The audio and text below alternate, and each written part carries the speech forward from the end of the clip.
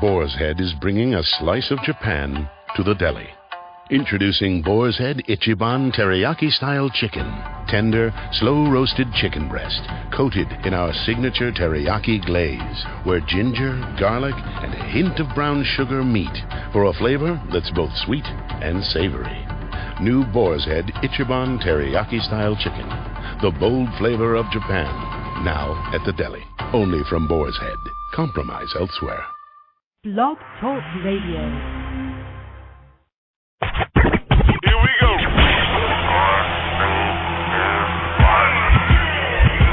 Blast off. This is True Capitalist Radio. True Capitalist Radio. I am your host, the man they call Ghost. The badass of business. Give him capitalism or give him death. That's it. Period.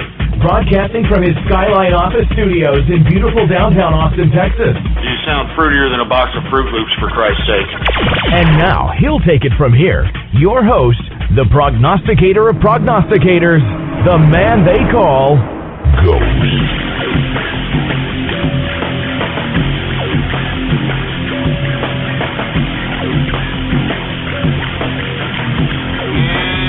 What's going on, folks? It's Ghost here once again. And I want to say thank you for everybody who's tuning in with me. It is Baller Friday, folks. You're damn right, Baller Friday. Although if you were invested in the equities markets today, you probably wouldn't be feeling a little bit baller-esque.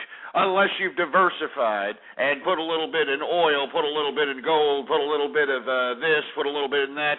Either way, folks, if you'd have been listening to the True Capitalist broadcast, you would have known that this particular little downturn in the equities market is a long time coming. You know it as well as I. You can look back in the archive, folks, blogtalkradio.com/ghost. You're goddamn right. Let me go ahead and take a drink of some Johnny Walker Blue here. Cheers to all the peeps that are out there listening. It is Baller Friday. I'm not trying to rub it into the face that folks that lost some money today in the market, but once again, be long-term. There's a lot of optimism going out there in the market, a lot of economic data that is, going to push the market forward in the positive side. But once again, as we get to middle spring and late spring, folks, wait for that damn downturn. Wait for that economic retraction. That's all I'm saying. Anyway, cheers, folks. Cheers. Yeah. Nothing like a good scotch going on. Like a nice, good, stiff, blended scotch. Very, very good. Anyway, I want to thank everybody for tuning in with me. If you could please retweet the program and spread it around like wildfire and let everybody know that the True Capitalist Radio broadcast is live and it's right here, right now. Anyway, I'm going to go over the markets. I'm going to try to do it as quick as possible, folks, because it is Baller Friday. I know there's peeps out there that want to have a decent time. There was some bad day in the market. The Dow Jones Industrials was down 88.32 points, change of 0.72% on the downside. The Dow Jones Industrials closed out today at 12,169.90. S&P 500 was 9.82 points down, negative. That was a change of 0.74% on the negative side. The S&P 500 closed out today at 1,321.15. So, once again, we had some damn downturns, to say the least. You know what I'm talking about? NASDAQ is in the house with minus 14 points, a change of 0.50%, closing out the day at 2,784.67. So we had some sell-offs, and I know people were kind of, chilling with the gains yesterday, and, as well as I mean, anybody who likes a good day at the market is going to feel pretty good. But once again, if you're a traditional investor and you would have prognosticated, or at least if you would have at least listened to this broadcast, you wouldn't have had to prognosticate. You would have known that serious things were about to happen. We were going to see spikes in energy. I know people were trying to call me out on that. when it didn't really spike in the direction that I anticipated. But now it's spiking. Now you're feeling it at the pump. It's possibly going to jeopardize the gains that we've been having, not only in the equities markets. Well, it's obviously jeopardized us today in the equities markets, but it's obviously, according to analysts and economists out here, that this could affect the this uptick in our economy. You know, the so-called rebound. I mean, it could affect this, and as a matter of fact, I don't even just think that the rise in oil is going to affect it. I just think that the rise in commodities in general is going to affect people's pocketbooks, even though unemployment, folks, if you watch the economic data that came out today, unemployment is down. We're no longer close to 10% unemployment. We're not even at 9% unemployment. We are now at 8.9% unemployment, which is good news, but I anticipate a lot of layoffs because you have these states that are now taking away collective bargaining from these public workers. And as you're seeing in Ohio, you're seeing it in Wisconsin, you're going to see it all across the country as states start strapping down their books because they can't afford to pay all these overinflated salaried individuals that are on the taxpayer's budget. And you're going to see a lot more of this. Anyway, those people are going to be laid off. There's going to be a lot of cuts out there, so I'd be cautiously optimistic with this number of a decrease in the unemployment. Cautiously optimistic, all right? Anyway, let's go to the commodities, and we're going to go on with the show here. Brent crude oil increased today $1.26, an increase of 1.10% on the plus side, closing out at a price today of $116.05 for Brent crude. All right, gasoline futures increased $10.75. That was pretty much anticipated. Heating oil futures are up $3.92. Natural gas futures are up 2 cents. And West Texas sweet crude is up. Up and up. If you happen to be trading the ETFs or the oil futures, or if you just happen to be in energy, you're making a little bit of cake. Anyway, it increased today at $2.95. An increase of 2.89% on the plus side, and basically right now it's $104.86 a barrel of crude oil. That's why the gasoline prices are going up the ass. You understand? That's what I'm talking about. Canola futures. Let's go to the agriculture. Canola futures are up $1.50. Cocoa futures are finally starting to take a sell-off. There's too much, as I've been saying time and time again, there was just too much money going into these futures here. I was anticipating a sell-off so that we can see some of these investors in this particular commodity parlay those profits into other plays, and we saw it today. It was down $76. But keep an eye on cocoa futures, folks. If you've been listening to the news and you've been listening to this broadcast, we've been saying that the Ivory Coast, which is the main supplier of cocoa to the world, is having an unrest, a political unrest situation that's happening out there. The president that has been unelected just does not want to leave. It's causing a potential civil war. As a matter of fact, news reports coming out of there recently stated that soldiers of the rebel forces, whoever's construed as the rebel forces out there, they actually shot women that were protesting dead in the streets. I mean, it's just an ugly situation out there. I don't see the Ivory Coast situation, settling down anytime soon. And keep an eye on those cocoa futures. Coffee futures, you expected a sell-off there. There was an increase throughout the week. It was down today, $1.95. Corn futures, of course, there was a sell-off there.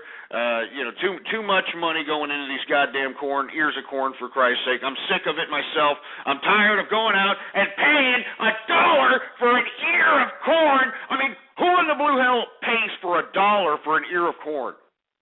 I'm from Texas. You understand what I'm talking about, son? I'm from Texas, where we have agriculture all over the place, where we are used to getting 9 ears of corn for $1, and because of this goddamn increase, and let me tell you, this increase that is inspired by all this government investment in corn ethanol, all this government investment in corn ethanol is what's causing this, but there is a sell-off today at least. $8.75. Cotton increases with its all-time highs. So if you like the good threads, you like to go out there and get the nice good blue jeans and all the nice T-shirts and stuff, you're going to pay for it because we're at all-time highs. Cotton futures are up $7 today, so keep an eye out for your threads. Wheat futures, of course, are up today. We've talked about the scarcity. We predicted that on this show. Not to toot my own horn, but they're up $10.25. Sugar, there was a minor sell-off, minus 71 cents on the gains that were happening in the past week or so. Soybean futures are up $2. Lumber futures continue their rise after a beginning of the week sell-off. They're up $9. Oat futures sold off after gains throughout the week. They're down $4. Wool futures, after gradual decreases in the price in wool futures, they're up today at $11. Copper is pretty much flat today. It was only down 10 cents. I continue to be bullish on copper and be bullish on every single metal that's in the investment financial instrument opportunity. Let me tell you something right now. I know copper looks a little flat right now, but it's an industrial-based metal. It's going up the roof because it's in need. There's emerging markets that need these types of materials for production. Very bullish on copper, even though it was only down 10 cents today. Gold, I know we saw a major sell-off on gold yesterday from the gains that we had in the beginning of the week in gold. We saw them yesterday pull back, what was it, close to $20. Well, we gained back those sell-offs today. It's up $15. Closing out today at $1,431.40 a troy ounce. So let me tell you, I'm bullish on gold, folks. And let me tell you, I'm also bullish on silver. We saw a sell-off on silver yesterday because, I don't know, the investment community thought that, I really don't know why there was so much gains yesterday, but that just goes to show you this skittish investment community that we're having to deal with, this helter-skelter market that we're in. Anyway, silver is up $1.24 today. $1.24. That's an increase today, 3.62%. All right? 3.62% increase, for heaven's sake. Good God. If you don't know anything, if you're an absolute imbecile, if you're a moron, if it's kind of hard for you to comprehend what I'm telling you right now, you need to invest in gold and silver. Go to your nearest pawn shop, baby, and make sure to talk those pawn shop down on all those little pieces of jewelry, whether it's silver, whether it's gold. Make sure that you talk them down. Remember, the pawn shop does not sell these metals at face value. All right, it does not. It doesn't. It sells it based upon a profit, a markup profit. So you can talk these people down if you can, gather up a few pieces and be able to have cash on the table. Make sure you show the cash on the table to these goddamn scumbag pawnbrokers, because then they'll start talking. They ain't gonna let you leave with that cash. They'll give you something, and make sure to negotiate that deal. All right, man, you better be a good negotiator. And just accumulate silver, accumulate gold, put it in a safe. And I'm telling you, folks, once this goddamn metal goes up to $2,000, $3,000, you people are going to be thanking me in the long run. And, hey, like I said, listening to ghosts is like making freaking money, for Christ's sake. Anyway, livestock, cattle futures are flat. There was no change today in the cattle futures. Cattle feeder futures just gradually went up. We've seen continuous, just unbelievable explosion in price in cattle feeder futures, and we've been repeating this over and over again, that the damn cattle feeder is worth more than the cow. That's what's causing my goddamn T-bone steaks to be, costing me more at the damn dinner table. It makes me sick, It makes me sick. I mean, I like steaks, man, all right? I like cow. It's a stupid animal. It was meant to be eaten in an abundance amount. I like beef, all right? I like ribs, all right? I like, T-bone steaks. I like prime rib. Do you understand? I like sirloin. I like ribeye. I like briskets. I like roasts. Do you understand what I'm talking about here? I like it, so I know how it affects me personally whenever I go out and have these extravagant, lavish meals. And I question myself, because I do keep up with these prices here, why exactly I'm paying more money for my meat And lo and behold, it's the damn cattle feeder futures that are actually costing more than the goddamn cattle. Anyway, the reason that cattle feeders are worth more than the cattle because there's components in other aspects of the commodities market, like corn and wheat, that are components to cattle feeder futures. So if you have to buy high commodities, all right, if you have to buy high commodities to make a new commodity, of course the commodity is going to be expensive. You know what I'm talking about? Anyway, folks, that's the markets for your ass. You know what it's about. The true capitalist portfolio, just like with anybody who's invested in the markets today, it took a little bit of a hit. Everybody took a little bit of a hit, but let's go take a look at it and see how we're doing. I'm sure we're faring out fairly well. I'm not very concerned about it. Most, if not all, those stocks I'm long-term on. But as we can see, we did take a little bit of a hit, not too much. We're still up 4.09% on our money as a whole. 4.09% on our money as a whole here. Waiting for this goddamn piece of garbage to pop up, for Christ's sake. We're supposed to be in the age of broadband. And it seems to me that, every time I increase my goddamn broadband little connection here, it just doesn't seem to be fast enough for me, It doesn't seem to be fast enough. Anyway, we look at it, everything's pretty much down, but if you look at some bright sides, folks, I'm going to talk a little about the bright sides. Coke, folks, if you would have just listened to us on Coke, man, on February 4th, all right, we talked about being bullish on that stock at $53.16. It was the only stock and the only equity in the true capitalist portfolio today that actually increased, and it increased dramatically. And for those of you that are invested in Coke right now, cheers to you, because it was up 73 cents today, even though the market was tanking like a mofo. You understand? It was up 73 cents. So we were bullish on it on February 4th. It was $53.16. Today the price is $59.09, baby.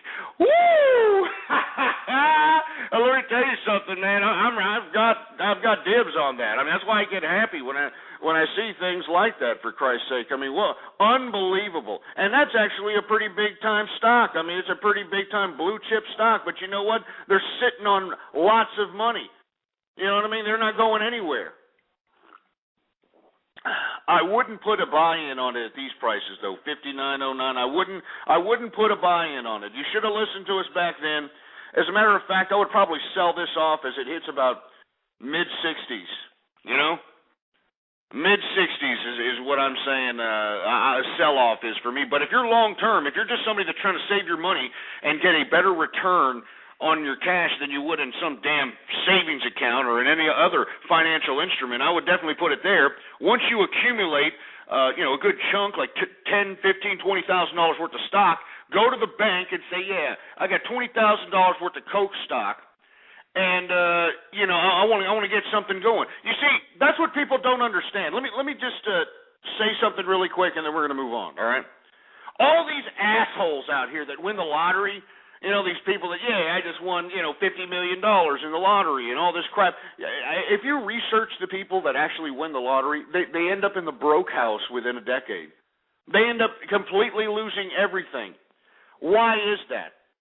Why exactly do they lose everything? Supposedly, you win the lottery, you should be able to be set for life. Why exactly do people that win these big-time lotteries, why do they end up in the poorhouse? Why do they end up with no money left over? Because they're stupid. That's why I keep telling you, getting the money is the easy part, keeping it is the hard part. Now, I'm going to say this to anybody who happens to win the lottery that's out there that's listening into me. And if you happen to win the lottery and you listen to me on this advice, you better look me up and you better take me to Vegas and, let's party like rock stars or something. Do you understand?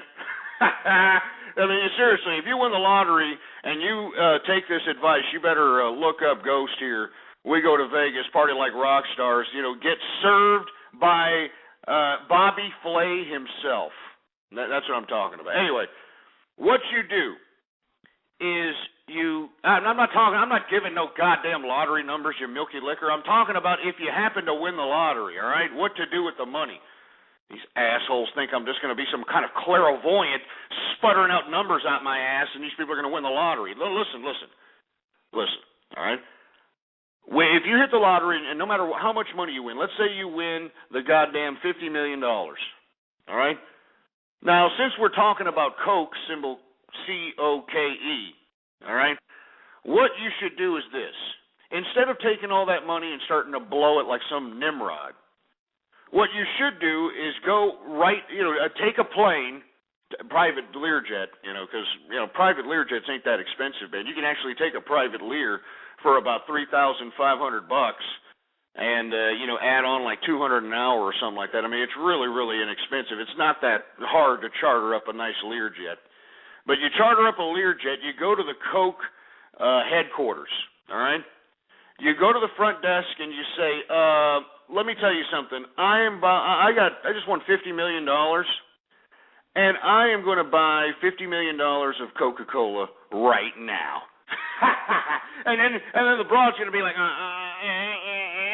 Okay, now once you've got the $50 million in Coke stock, what do you do with it? Well, let me tell you what you do with it. You go to some financial institution, right? And say, I've got $50 million in Coke stock right here. What I want is $150 million in capital. And, of course, you got to come up with some plan. You got to tell them what you're going to do with it. But, to be honest with you, they'll still give it to you because you got $50 million in stock, especially something blue chip like Coke.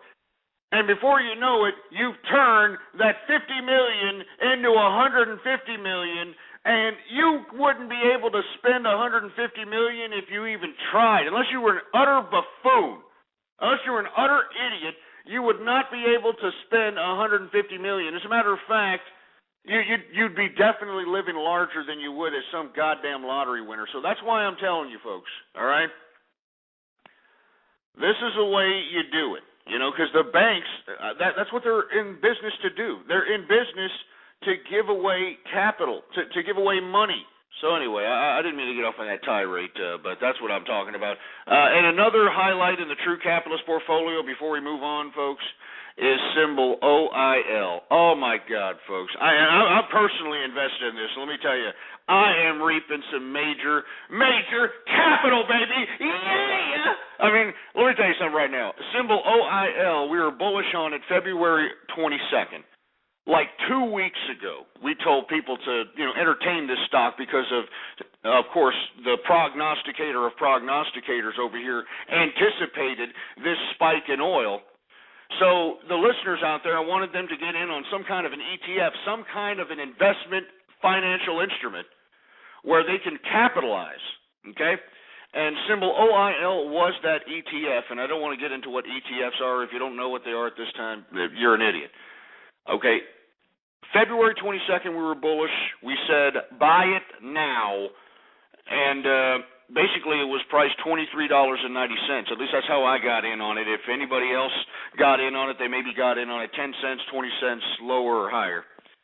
But February 22nd, if you would have been listening to us and been bullish with us, got in at $23.90, folks, oh, my God.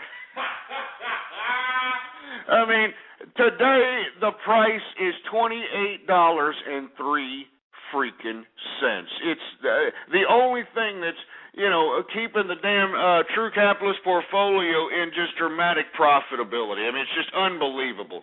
I mean, that right there, folks, if you'd have just listened to us, you would be up right now in 2 weeks, just 2 weeks alone, you'd be up 17.28% on your goddamn money. I mean, come on, man.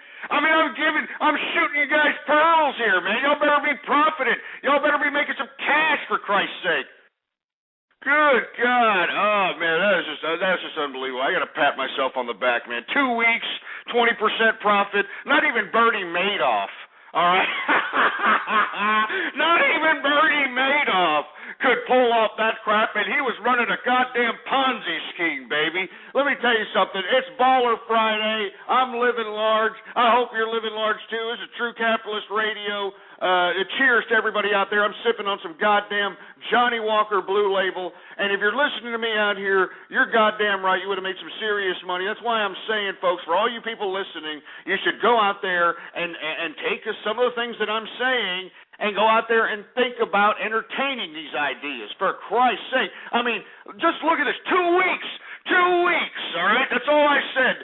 February 22nd, OIL. It's an ETF, all right? OIL.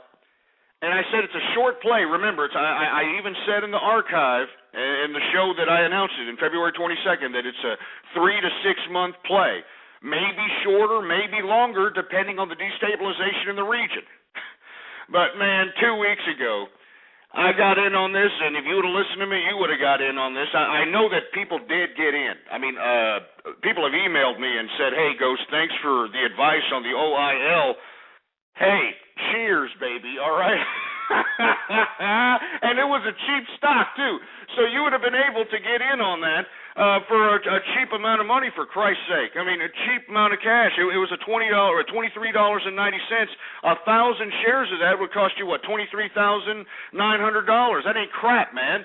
You know what I'm saying? I mean, you know, if you'd have bought 1,000 shares of that, just in 2 weeks, 2 weeks alone, you would have made $4,130. And you want to know why I know that figure? Because that's what I made.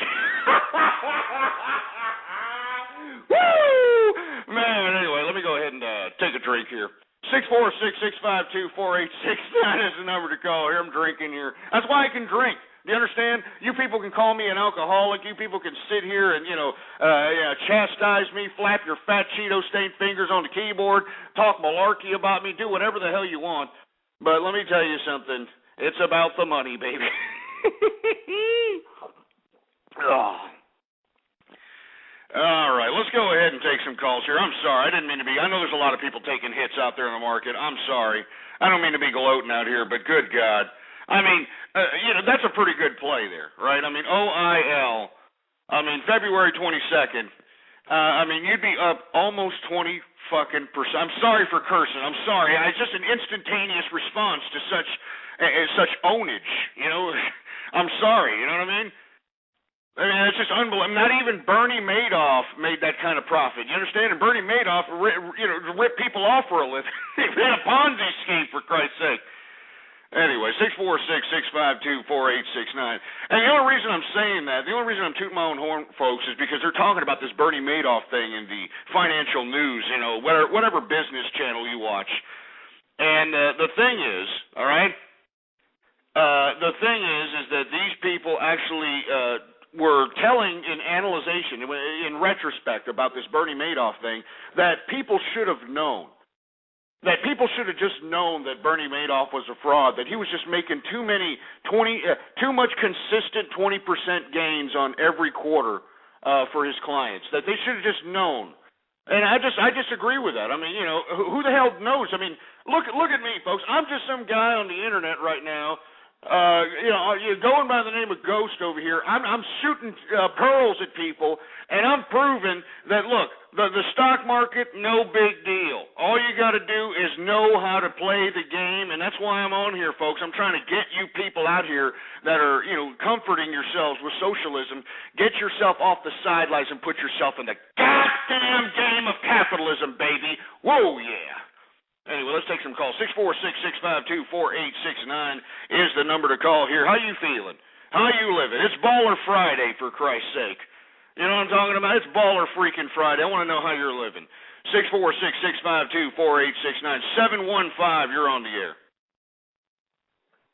This is Fishka the Skullsky and the Fantastic Dancing Bear on the Art Call. What? Fishka the Skullsky. What are you? Are you a Russian or something? Are you some kind of stupid cockeyed Russian? No. I have to tell you my ex. The bear dancing. Get the stupid foreigner off the air. Get him off! I mean, give me a break. What's going on here? I mean, I just told y'all that, something that I suggested, just, 20% increase A 20% increase in 2 weeks. I mean, give me a break. And you're sitting here, I don't know. I am from America. I love America. I get this stupid foreign piece of crap out of here, right? Now, I have nothing against foreigners. Don't get me wrong. There's a lot of foreigners that are business owners out here, folks. As a matter of fact, there's more foreigners that are business owners than there are average American people. That's what's really sad about it. I mean, I'm sitting over here. I'm going to these, events for entrepreneurs, for business owners, Chamber of Commerce events, that sort of thing.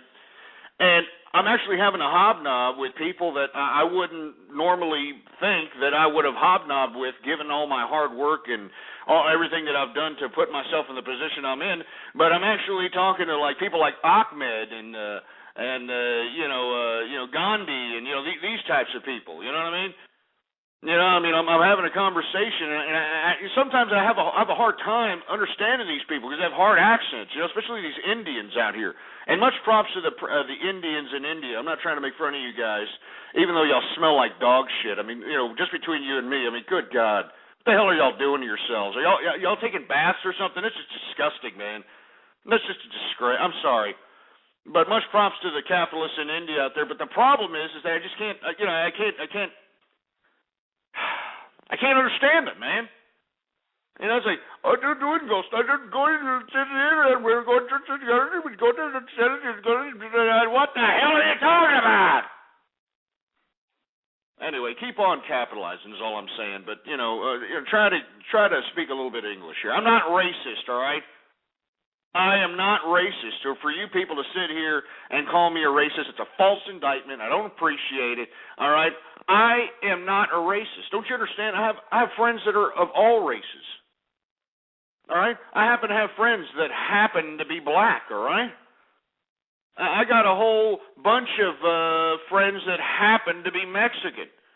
I got a whole bunch of friends that happen to be Indian. All right? I got a whole bunch of friends that happen to be Oriental, all right? I am a melting pot of friendship.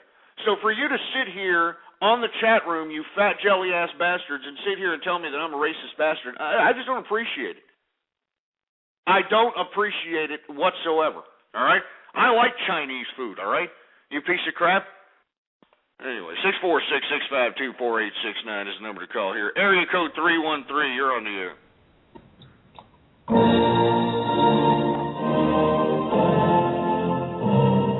Yeah, Jesus Christ. You stupid, dumb, feudalistic, monarch-worshipping, old cream, questated piece of crap-licking, dumbass, limey, George Michael selling piece of garbage. Shove that up your hole, all right? This is a capitalist radio broadcast. We don't want to hear, some stupid feudal monarch. Oh, yeah, we love our queen. That's what we do. We love our queen. We sit here and we, bow down to some stupid queen who's not even the real lineage, who doesn't even have the appropriate lineage. She had to be, shut up! We already talked about that. Anyway, all you damn Europeans out there, you need to get with the program. I mean, monarchs, really? Monarchs? That's just disgusting. I'm serious. I mean, give me a break, all right? Look at nothing, just spreading communism. Yeah, I know you're spreading communism, you pieces of crap, all right? But I take a dirty, yellow, bubbly piss right on communism. Do you understand that, boy? All you damn communists that are in here trying to agitate. That's all you are, is a bunch of damn communist agitators. And that's all you'll ever be. You want to know why? Because you're losers. You'll never become capitalist. Why do you think people become communists, folks? Why do you think people become government bureaucrats? Because they're losers. And they have no other way to attain any kind of position of power, of authority, of any kind of respect, of integrity, without having to manipulate some kind of government system. And it's just a disgrace. It's an utter disgrace, for Christ's sake. And now every communist model is failing. Even the Chinese communist model is failing. And it's just great. It's just, I love to see the Europeans out there, their socialist system, or it's just cracking right from under them, and they can't believe it. You know, I love to see the Greeks out there, throwing Molotov cocktails at each other and killing each other in the streets because, they got to go back to work. They can't have 5-hour work days with 3-hour lunches anymore. They can't retire at 45, and, they have to go out and look at them. It's just crumbling. The whole damn European system is crumbling right from under them, and it's just great. I love seeing socialists and communists cripple from their own goddamn hypocrisy, China is falling there, hardcore commie. Why don't you look at how the communist government is trying to shut down the Jasmine Revolution, which is not even much of a revolution. It's just people in the street saying, hey, you communist corrupt assholes, we don't want to be used as your slaves while you're out there becoming billionaires, completely hypocritical against the Marxist rhetoric that you shoved down our hole since we're kids. You're out here becoming capitalists and utilizing our labor to do so, So screw the communists and screw you, all right? How about that, you damn commie? 646-652-4869. Let's take some calls. 718, you're on the air. Hey, Gus, how you doing? What's going on, man? I got to buy into this OIL fund you've been talking about because the gains of that are pretty crazy. And I have a few questions about some stocks I've been looking at. But first, OIL, do you think it's a bad idea to buy it right now? Is it at a high point? Because it's no, absolutely not. Absolutely not. I mean, unless you, as a speculator, view what's going on in the Middle East as somehow going to be wrapping itself up anytime soon. That's what's really, kind of shaking the whole ground of oil out here. I mean, Muammar Gaddafi's not stepping down. As a matter of fact, the rebels and Gaddafi's forces are actually fighting over a damn oil rig as we speak, over a damn oil area. That's what's causing this market to ripple, even amidst good economic data. Not to mention that the Saudi Arabians are I know this hasn't been covered much, but they have something to worry about also. I mean, this is not a pretty sight what's going on here, and I don't see oil unless we start ramping up our production, which, the president just recently announced that we're going to have a couple of rigs off the offshore of the coast once again. But unless we start producing our own oil, I see gas prices affecting not only the recovery, but the entire emerging markets of the international community. So, yeah, absolutely. In my personal opinion, I think OIL is still good. I think the price point on that, if you want my personal opinion, is somewhere in the $40 range, man. Right. Yeah, I'm not into day trading so much, I'd rather put my money somewhere and keep it there at least like a month, because I don't have time to check constantly to see if it's dropping. Certainly. No. And, the only reason you should day trade is if there's so much volatility in the market where the waves are just choppy up and down, where you can get in on a stock 1 minute, get out of it in about 30 minutes or 30 seconds or however volatile it is. You got to have some pretty good software to know what price the current and actual price is. I mean, this could be up to the second, but you can actually get small amounts of capital, parlay those capital, from volatile markets and put it in other positions. That's the only reason I do any kind of day trading. I know there's people that buy day trading, they make their livings on it. You're absolutely right. I wouldn't make a living on it. But when I see volatility in the market, I definitely am getting in on some of these choppy waves. And if you look at day charts on most stocks, I mean, there's so much volatility, you could get some liquid off of there somewhere. You know what I mean? Right. And there's also this other stock I saw. It was recommended to me by my cousin who's, he's into trust funds and stuff.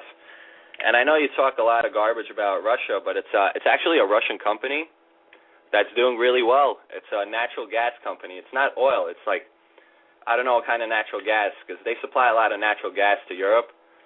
So, I kind of want to get a second opinion on the stock, see what you think about it. I don't know if I should give you the symbol over the air. Well, I can tell you right now, the natural gas market, that's why you're not seeing too much movement on the natural gas futures, because we recently discovered in America that we are like the goddamn Saudi Arabia of natural gas.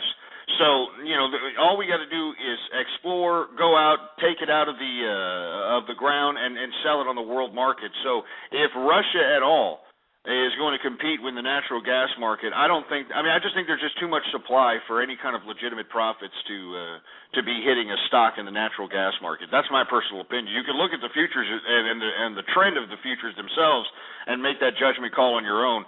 But in my personal opinion, I just think there's just too much. It's not like oil, where there's only a certain amount of markets that can actually produce this on an abundant level. So, in my personal opinion, I would stay away from anything natural gas, man. All right. Well, I don't know if you want to take a look at it. It's been going up a few percent a week constantly for the past few months. All right, well, check it out. What's the number? What's the symbol? The symbol is REZ. The company's called Super Res.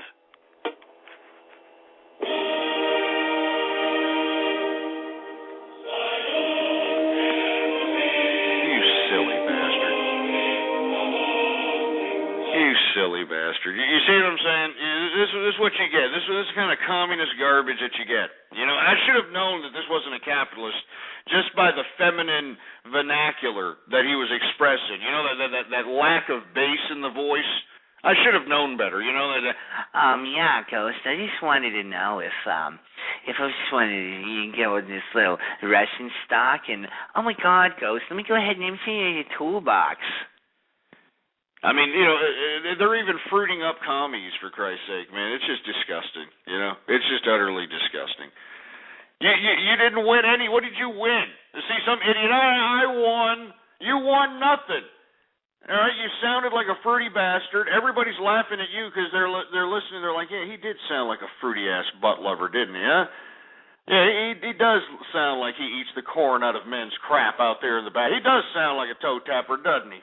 You stupid fruit bowl.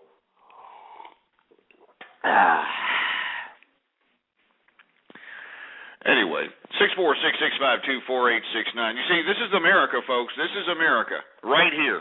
All right? Right here, right now. This is what you have in America today. If you think that, America, after the Bush tax cuts reset themselves, if you think that America is going to somehow rebound itself, it's not, folks. You better understand that the global economic model that is occurring in the earth today is we either need to embrace it as American people and go at it full throttle, or we're going to be left behind just like those goddamn Europeans are, folks. Why don't you go look it up for yourself? Why do you think these idiots are embracing this crap? Because they like it. I mean, the Europeans have anesthetized their people into being complete and utter losers. I mean, just doing absolutely nothing. And that's what the American government has done to American people. So what I'm saying is, folks, is that anybody who's listening to me, no matter what part of the world you're living in, you have to become a capitalist. You have to become a capitalist, because if you don't, you're going to be at the same category as these losers that have no shame. And that's what separates capitalists from everybody else. We actually have integrity for ourselves. You understand? I mean, we actually have shame. You know, we don't, sit here and act like some shameless loser that doesn't care about their own self-respect. We don't act like that. You want to know why? Because we like living lavish, baby. We want the finer things in life. We have ambition. We are not the, junk DNA that these people are. I mean, let's be honest. I mean, individuals that do not make an initiative or don't have any ambition to go out and do anything else other than be some, ridiculous waste of human life, these people are junk DNA. And this is why I'm saying, folks, at some point in time, I know that we live in a day and age of freedom, but at some point in time, the capitalists are going to have to rise up and tell this goddamn government in America, either you start getting down with us and understanding who funds you little people out there in this little bureaucratic system, and you need to start understanding that we have the authority, or if not, we're leaving the country. All right? Because I feel unless we have voter reform, all right, which means that I don't believe that everybody deserves the right to vote, folks. I'm sorry. And neither did our forefathers, for all you constitutionalist assholes out there. All right? Our forefathers knew better than to let every American schmuck vote out here in America. Why do you think that they had an electoral college, morons? They did not want losers to take control of the government, because this is what you'll see right here. And I think that we need a definite reform in voters. We need some sort of litmus test so that you can actually have the right to vote, And what's that litmus test? I'll tell you what that litmus test is. You have to be a capitalist. Yeah. You got to actually go out and work for a living and make some capital and make some money, and that's all you got to do to vote. All right? Plain and simple. And all you got to do is when you go out and vote, show your goddamn W-2, show your tax form, show that you're actually funding all the benefits that this government actually, entails, like the parks and the library systems and all this other crap. And at the same time, we also have to have term limits to these goddamn politicians, all right? There should be no goddamn reason that some politician is able to stay in power for 30 years because some, 2-bit state somewhere, can't elect somebody with any more originality, for Christ's sake. I think we need hardcore term limits, and you have to have voter reform, all right? And everybody that's not a taxpayer, everybody that's just some detriment, some loser somewhere, in my personal opinion, you can call me a devil, you can call me a bad man. I think that if you're just some waste of human life that, makes no initiative, you've just been a dread on the system, we as the taxpayer, have not only given you money for entitlements, but maybe 3 or 4 generations in, we've been giving you money for entitlements. What I believe is we need to just put you in a labor camp. So that, I'm not joking. I mean, I don't understand why we are paying people to be losers in America. Do you understand? I believe that if we're paying you, if the taxpayer is paying anybody, you should be doing something for that money. And these people have just taken it way out of control when it comes to collecting all this capital. It's way out of control. And I feel that after we make this transition, because we are going to make it, folks. I know these assholes out here think that, government cheese and all this other crap's going to, it's not. I've been calling this ever since I started this show, that I'm telling you, the cuts are coming, The cuts are coming. Look at what the teachers are doing. They're already giving it to the teachers, and look at how much they're pissing and moaning.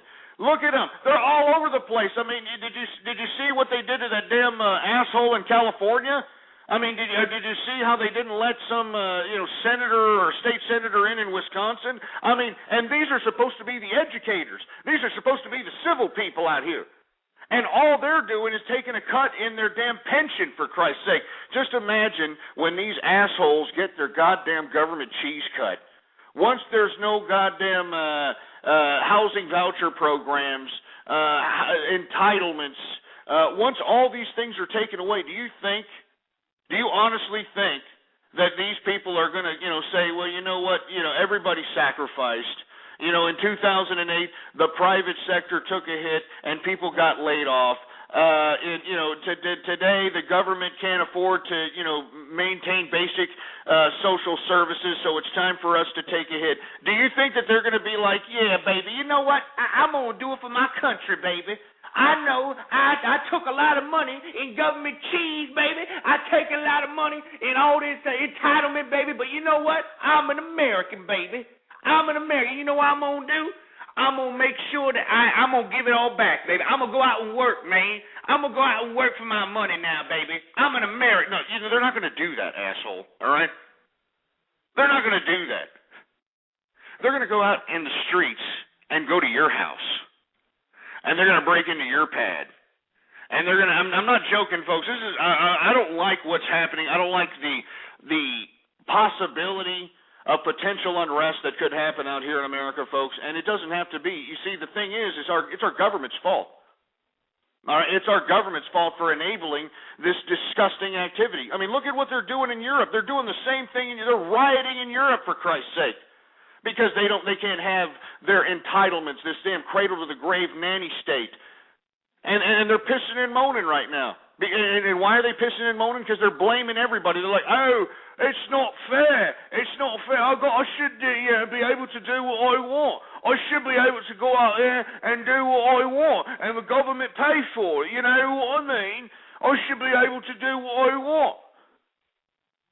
And this is how these people think. They think they can just be complete detriments, and it's somehow a God-given right. I don't believe that. And any capitalist, you can't be a capitalist and believe this. You can't be a capitalist and believe that every goddamn little human being is God's special creature, all right? Because I don't believe that. All right? For every winner, there are a lot of losers. And believe me, all these idiots that are calling up, these are the losers in life. And, for the losers that are calling up and the losers that are prank calling, if you could just do everybody a favor, man, please, all right? Just do more risky activity, Like, start snorting Freon. And, start, taking deep-sea swims while you're under the influence of alcohol. Go out there and, ride on motorcycles without any helmets. Or, damn well, why don't you just go ahead and kill yourself? I mean, I don't understand why we're saving entirely too many lives in this country, all right? I'm sick and tired of all these little safety. In Texas now we got to wear a safety belt, or some goddamn pig, some police officer is going to pull us over to, sir, it's state law to wear a seatbelt in Texas. Now, why exactly is it a state law? Why are we saving people? Why are we doing this? Why are we forcing people to put helmets on and seatbelts on? And why are we taking these safety precautions? We're saving entirely too many people in this country and in this world. I'm for anything now. I'm for pro-suicide. I'm for pro-abortion. I know I was against abortion, folks, believe me, but look at what's happening here. All right, let's be honest. Humanity has trivialized human beings. They've trivialized the idea of childbirth. I mean, do you understand what's happened here in this world? There's so many women shitting out children at will because they just think it's somehow, a fad thing to do, that we're just trivializing life. I mean, we're not even taking life serious, for Christ's sake. I'm not joking. I'm sorry. I know there's a lot of people that are shocked. They're like, "What? I mean, you're sitting here and talking garbage." You're damn right. I'm not sitting here and bowing down to any more of this crap. 646-652-4869. I'm going to take some calls here. 715. What's going on? Hey, Ghost. What do you think will happen if the Rebel Alliance overthrows Emperor Gaddafi in the Middle East? What do you think will happen to the oil? Well, I hope that it would, fall in the hands of some democratic force. There's a lot of hardcore fighting going on over there, so that leads me to believe that there's a lot of jihadists that are going out there and practicing jihad, which doesn't fare well to anyone that is looking for a regime that's going to take over Libya, that's going to be friendly towards the economic model that's currently standard in the international community. So, I have optimism. That's why I haven't really, given so much credence into Libyans' rebel forces, because I don't know where they stand. I do know where the Chinese people that are standing up against the communists stand. They stand for liberty. They stand for capitalism. They stand for freedom. I know where the rebellion of the Iranian opposition stand. They stand for the same thing. They don't. What's funny to me is that we're highlighting all these other countries, right? We're highlighting Libya. We're highlighting Bahrain. We're highlighting Egypt. We're highlighting this. We're highlighting that. And yet Iran, which is an Islamic state. For you folks that don't know your history, it was the inspiration of the Islamic Revolution of 1979. The creation of the Islamic State of Iran is what inspired most of the terrorism that you see here today, because it proved to fanatics, Islamic fanatics, that there can actually be a caliphate. And if you don't know what that is, you go ahead and look it up for yourself. There can actually be a caliphate implemented throughout the globe, and the beginning of it was in Iran. Now, the youth of Iran has seen the hypocritical stance that the Ayatollah takes against Islam. They see the systems of the Iranian Revolution as complete and utter contradiction for what they're saying, and these kids want to get the hell out of the Islamic State. And we don't focus on that. The American media doesn't give them any credit, for Christ's sake. No credit whatsoever. No credit whatsoever. And I don't understand why we're giving so much. Anyway, I didn't mean to go off on that tirade. You still there, 715? Yeah, I am. So you think that if the Tuscan Raiders were to take control of... You stupid idiot. Let's take another call here. 111, you're on the air. Yeah, you're taking too long. 1096, you're on the air. Why can't you be more like Howard Stern and turn your mic up? Because you're a stupid, limey bastard with 3 teeth and you sip on some disgusting tea all day. All right? Silly bastard. 213, you're on the air. Ghost, can I talk for a second without you getting mad, baby? Can I say something? Oh. Can you hear me out one time? This guy. I really have something important to say, Ghost. I'd like to bring it to the attention of your viewers. Go ahead. All right, you get on Stop to me. Choking that kid, though. Stop choking that kid. I can't. My kid cries all the time. Look, you get on to me all the time for taking money out of the taxpayers' pocket because I collect the entitlement. But like you said earlier, we got NASA out here putting rockets into space that don't even make it. And I'm going to tell you what, during my whole lifetime, I won't take a fraction of that money they took to send that rocket into space, baby. I'm trying to get my kids. Stay on the line. I agree. Stay on the line, and while I put you on hold, take care of that kid. It smells like it's got a dirty diaper, right? And stop choking it. But you're absolutely right. I am against NASA. We're going to get to that in the end of the show, but since you brought it up, I think NASA is the biggest waste of money of all time. The biggest waste of cash. And I think that anybody who's a NASA fan, you're just some bookworm, freckle-faced, bottle-cap glass nerd that wish that you could go up into space or something, because it makes me sick that we have wasted, I'm serious when I say this, trillions of dollars throwing money at these damn space programs, and where have we gotten, for Christ's sake? Where have we gotten? We've gotten nowhere! We've gotten nowhere. Oh, okay, we sent some stupid robot into, Mars, and what? We found out it looks like Nevada. Great. Oh, thanks, NASA. I really appreciate it. I mean, give me a break. I mean, what did they do recently? They threw a goddamn bomb at the moon. Do you remember that? I mean, what a waste of cash, for Christ's sake. What are we doing here? We should be traveling space. We should be colonizing planets. We should be colonizing the moon. We should be implementing humanity's mark throughout this intergalactic community. But no, what is NASA doing? Just sitting there, just playing with its pecker shaft, giving us little satellites and, oh, look, this is what we'll do. We'll put satellites in the sky funded by the American taxpayer, and these satellites can keep track of our every goddamn move through GPS systems and aerial photography and all this other crap. Yeah, that's what we'll do. We'll go ahead and do that. It's a ridiculous disgrace, and I refuse to sit here and give NASA any kind of credibility. I spit on NASA. I spit on you idiots. And I'm glad your stupid rocket didn't make it into space. I'm glad. You deserve to lose the Capitol because you know what? It's funny. It's funny, for Christ's sake. I'm taking a drink on that, NASA. I mean, you think about it, all right? Think about it. NASA, I mean, what have we done, man? What have we done, really? We haven't even colonized the moon.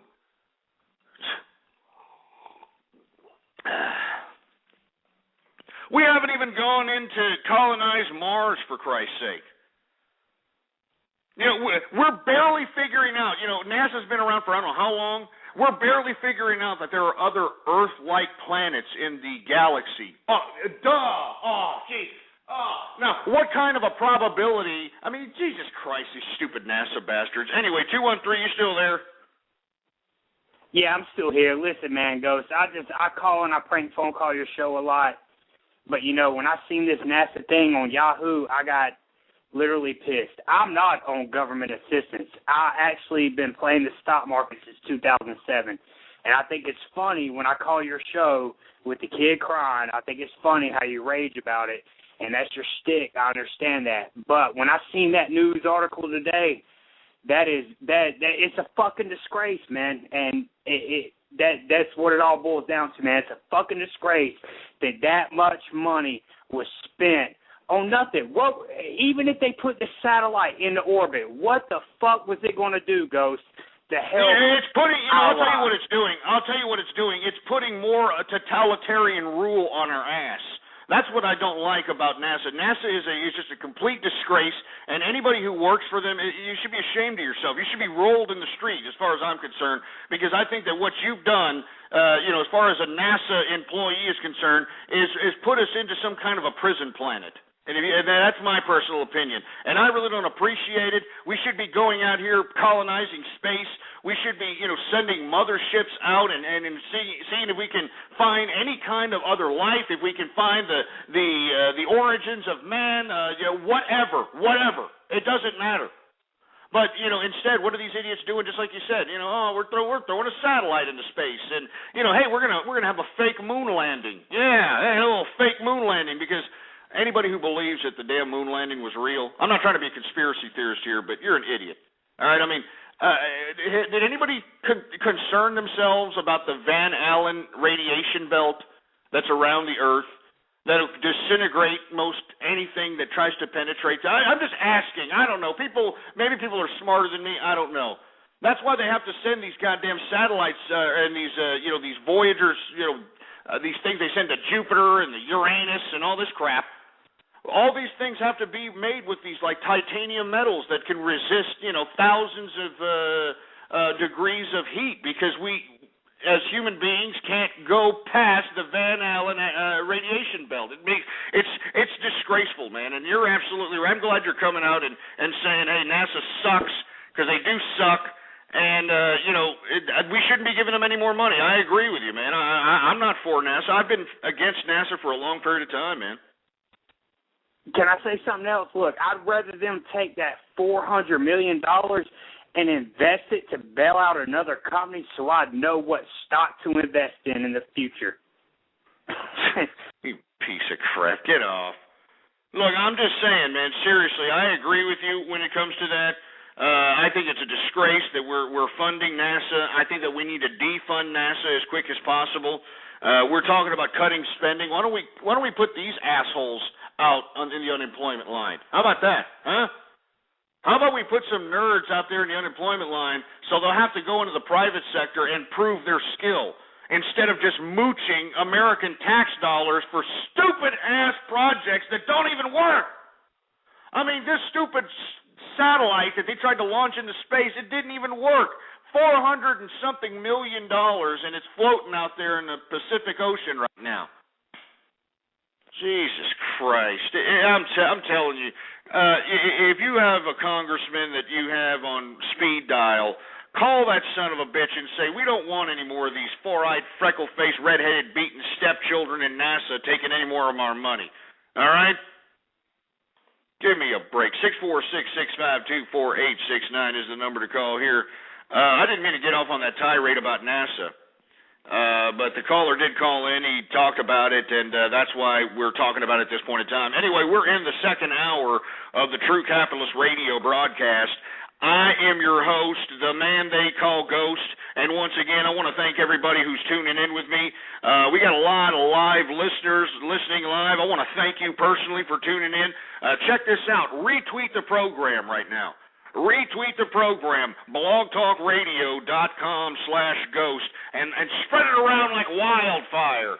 Make sure to put Twitter tags like Tiger Blood and @CharlieSheen, that crap. What I find personally disgusting is that Charlie Sheen will call Alex the Joker Jones, and yet won't call the True Capitalist Radio program, which is the essence of winning. The essence of winning, baby.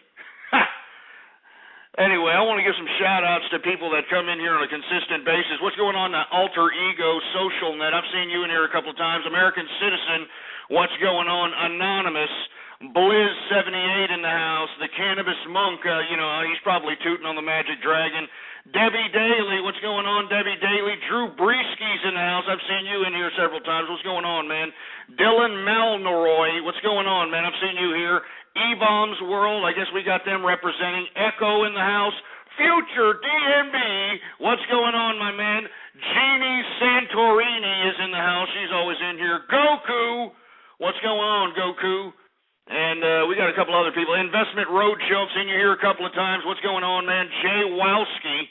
All right, what's going on? My Kids is in the house. The Tech Guy, Mr. Fortune Cookie. The Truth is out there, seeing you here. What's going on? Everybody is in the house. Please, if you happen to be just kicking back and you have your Twitter account open, all right? If you happen to have your Twitter account open, please retweet the broadcast and send them right here so they can chat with us at blogtalkradio.com/ghost. Anyway, I want to take some more callers here, so give me a call. 646-652-4869 is the number to call. Before I take another caller here, I want to talk a little bit about China, since we've been talking a little bit about the Jasmine Revolution.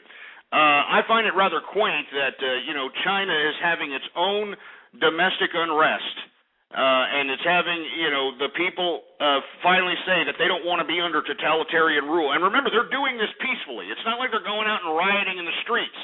And yet, you've got the totalitarian government of China, jailing these people, clubbing them in the street, even though they're just kind of, holding up signs of, they're not even holding up signs, they're holding up flowers, jasmine flowers. That's what they're doing.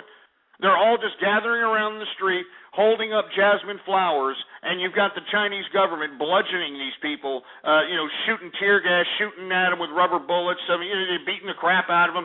That's what these people are doing, and I'm sick of it. I'm sick of the government of China. Well, for all you people that are just as sick of China as I am, China, in recent reports, it's planning on increasing its spending on defense, on weapons. Double-digit increase this coming year. A double-digit increase in defense spending for China. Now, what exactly is China defending, really? I don't understand. Why do they got to keep buying nukes and planes and weapons? And, why are they doing this?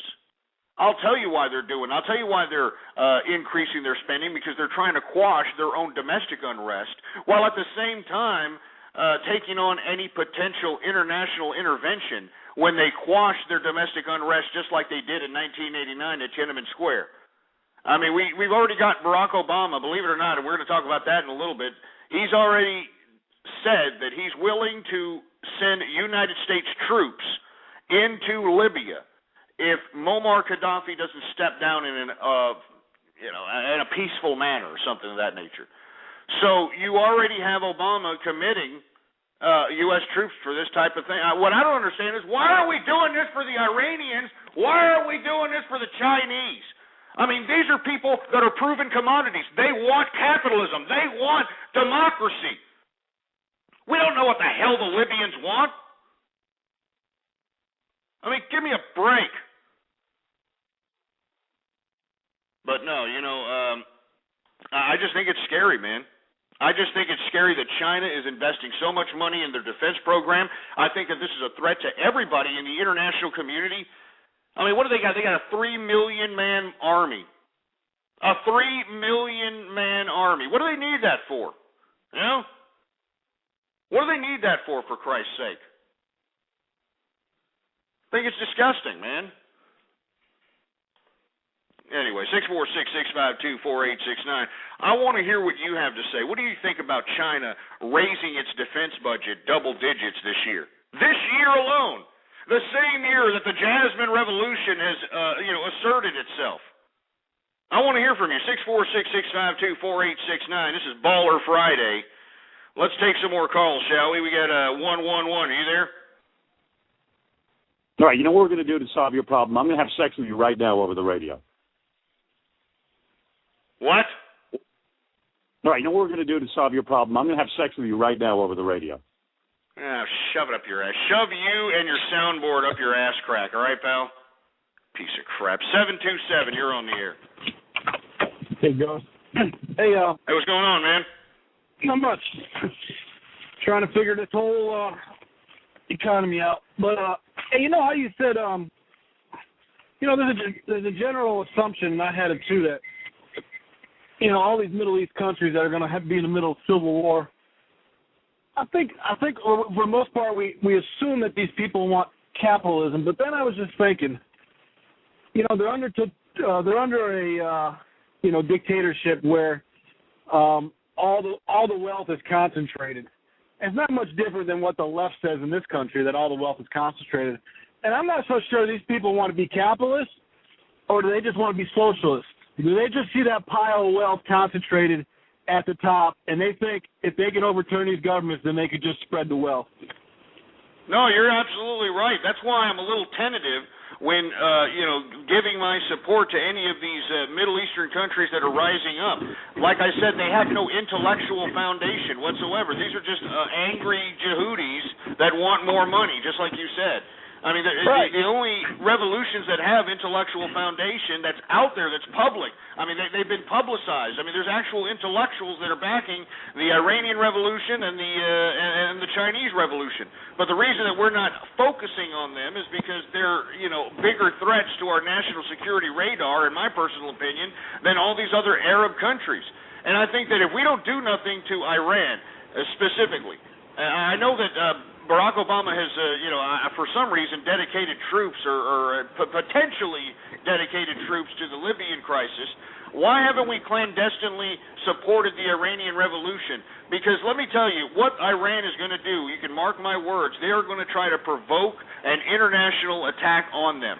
They've already done it by going into the Suez Canal, by trying to provoke Israel to attack them in the Suez Canal. That's why Robert Gates sent out the U.S. naval fleet out there to the Suez Canal, and the Iranians backed down.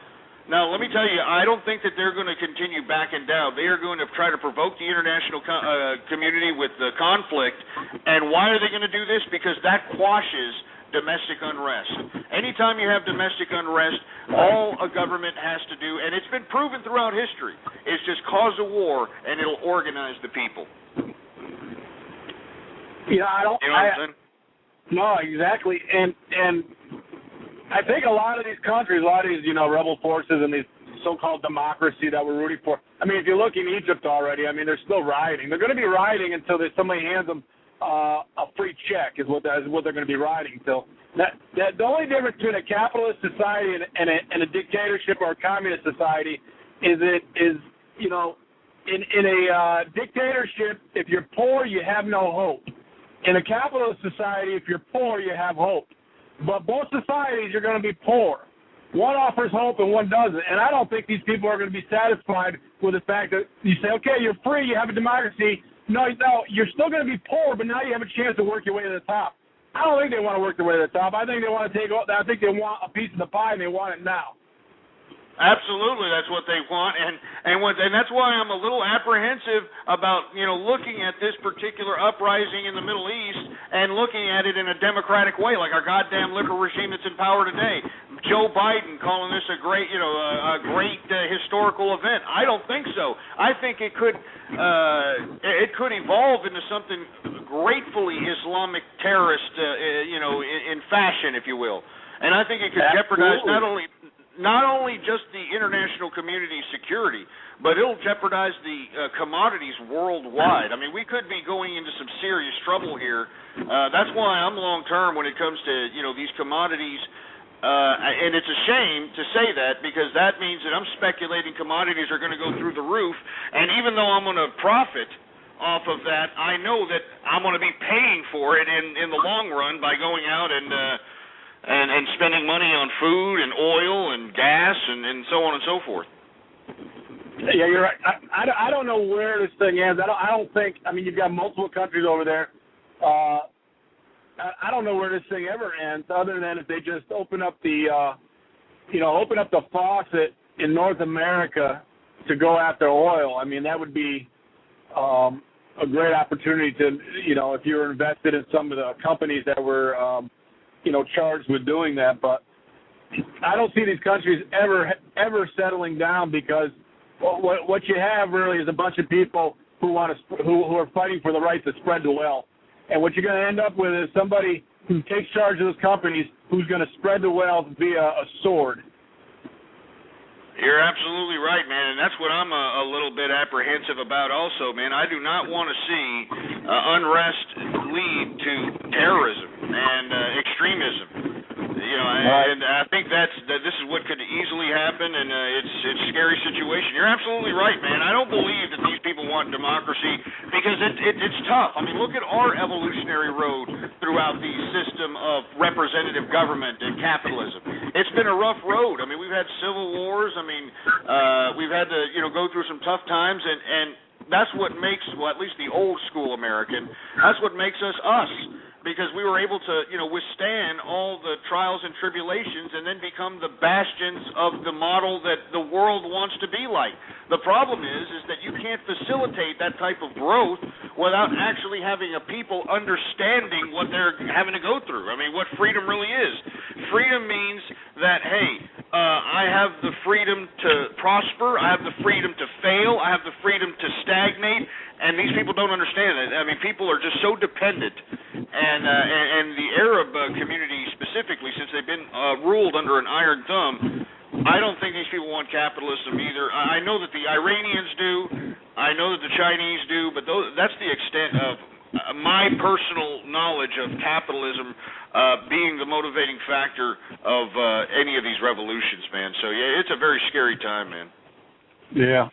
Hey, in this country, I keep going back and forth with the situation with the debt, and it's really starting to take shape. If you look at, I think it was Costa Mesa today or yesterday, I think they laid off 40%, 43% of the workers in Costa Mesa. That's out in California, John Wayne Airport there, and these cities and states are absolutely broke, and one after another is laying off, and unemployment is going to continue to be at. It's going to continue to go up. It don't matter what the number is, because you're going to have people retiring and just giving up and living in a pup tent. So the percentage is manipulated according to how many people quit trying to find a job each month.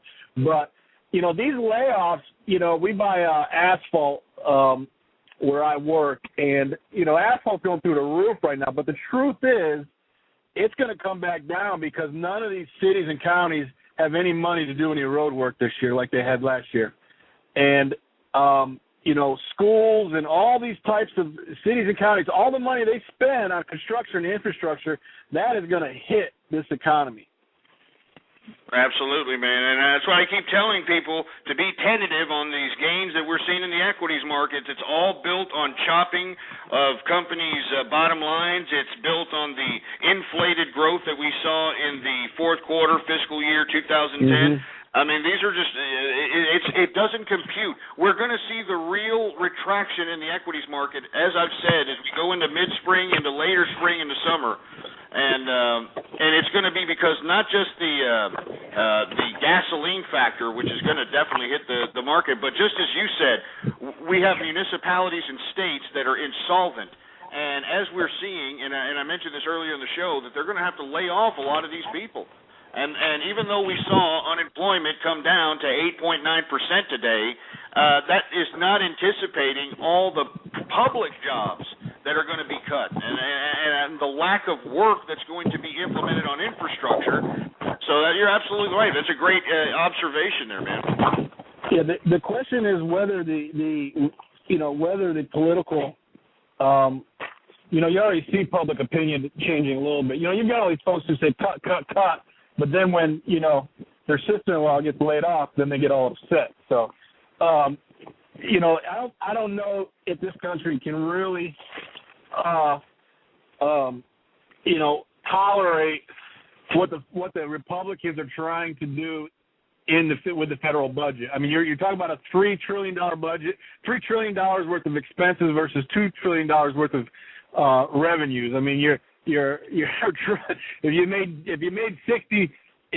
made if you made $40,000 a year, you're spending $60,000 a year over and over. And I don't think politically. I think people are going to get desperate. They're going to get poor, and they're going to vote in anybody who promises them again to give them a paycheck. And I think we're going to go deeper. And I think we're in a debt spiral forever, because I don't think anybody who tries to address the debt and does what we really have to do is going to last long politically. Absolutely. I mean, look at what they're demonizing the Wisconsin governor who's trying to make that state solvent. They're demonizing him like he's some kind of, child murderer. He's eating babies or something, because he's trying to make his state fiscally responsible and be able to keep up with public services. And yet, look at these people. I mean, they just can't accept the fact that their state cannot afford to keep, paying these pensions. It's disgusting, man. It's horrible. Right. Do you have a blog or something, man? No, I don't have a blog, but one more thing I got to run. But the brutal truth is, in order for this country to turn around economically, the 80% have to succeed, have to prosper more, and the 20% are going to have to become even poorer and to survive on less. That's a pretty good synopsis, man. I appreciate your call, man. What's your name, man? Mayo. All right, man. I appreciate it, man. You have a good one. Take care. Yeah, it's pretty good observations there by that caller, folks. And, I would heed that warning very well. Like I've been saying time and time again, I would be cautiously optimistic on the gains and all the economic data that we're seeing in the markets and in the economic data that's released in the today's present day, because I feel that a lot of this is going to retract soon enough. So, there's a lot of factors. As we've been discussing on this program, there's a lot of factors that lead us to believe that, there could be some dramatic changes. 646-652-4869 is the number to call here. Let's go ahead and take another caller here. 715, you're on the air. Good day, sir. My name is George. I was just calling to inform you that you have been selected to receive a cash prize monies. All I require is your bank account details and sort code, and we can wire you the monies directly. Jesus Christ. Why don't you get a damn phone that works, you silly piece of crap? All right? We know that you're collecting Section 8 and you're probably living in some kind of a cell block project home, because your goddamn phone can't even reach the cordless handset, for Christ's sake. You're coming in like, you fruity bastard. Good God. Anyway, 646-652-4869. I wanted to address something that the Investment Roadshow said here up in the chat room. He said something to the effect of that the United States has 7 out of the 10 biggest producers in the world, and our dollar is falling. That's why we have food prices going up. I have to disagree with that. I think that the emerging markets and the demand for our commodities are what's driving the cost of commodities up, not to mention the depleting of the dollar by our government spending it and, basically depleting the value, the spending value of that dollar. So I believe that even though we do have the best production in agriculture, as a matter of fact, I've told people that if you want to get rich in America today, get a farm and start producing, because let me tell you, I happen to know the pecan farmer, the second largest pecan farmer in America. He lives out here in Texas. This past Christmas, he had already pre-sold 100 million pounds, I believe, of pecans to China.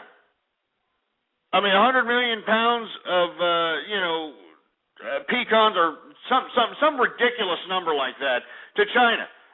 Just imagine, that's already taken off so much pecans off the market for American consumption. So that's what's causing the rise in commodities, is the scarcity that's being caused because of the higher demand.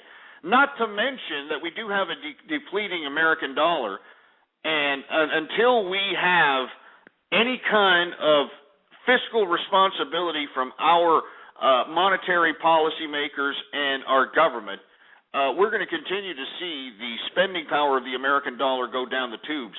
That's why you're seeing the investment community going out and using gold, equities, bonds, any other financial instrument they could find as hedges against these potential inflation worries.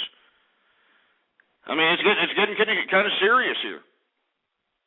Anyway, folks, 646-652-4869. We were talking about China and their plans to rise their defense spending double digits. And why exactly they're doing this, I have no idea. Why, I have no idea. But like I said, folks, I always keep in contact with the Chinese government because they know that I'm critical of them. They know that I speak of great discontent towards them. So I happen to have a communist representative who calls into the show now and then to give the opposition viewpoint to what I'm saying. Now, my viewpoint, before I pass it on to the communist representative, my viewpoint is that this double-digit spending increase in China's defenses is definitely a security risk for the international community. I mean, Japan's worried about it. South Korea is worried about it. A lot of people are worried about why China is insisting on continuing to spend money on defense. All right? And in my personal opinion, I think that we are going to see China basically quash any kind of domestic unrest that they have, the Jasmine Revolution, whatever the case might be. They're going to do a Tiananmen Square all over again. And because we have, Barack Obama willing to go at it and invest American troops into providing humanitarian aid to anybody who's being mowed down like dogs, I believe that the Chinese government is bolstering their defense budgets by double digits to prevent any kind of international intervention to their domestic squashing of their unrest. And that's my personal opinion. But without any further ado, folks, I want to bring in a representative of the Chinese Communist government.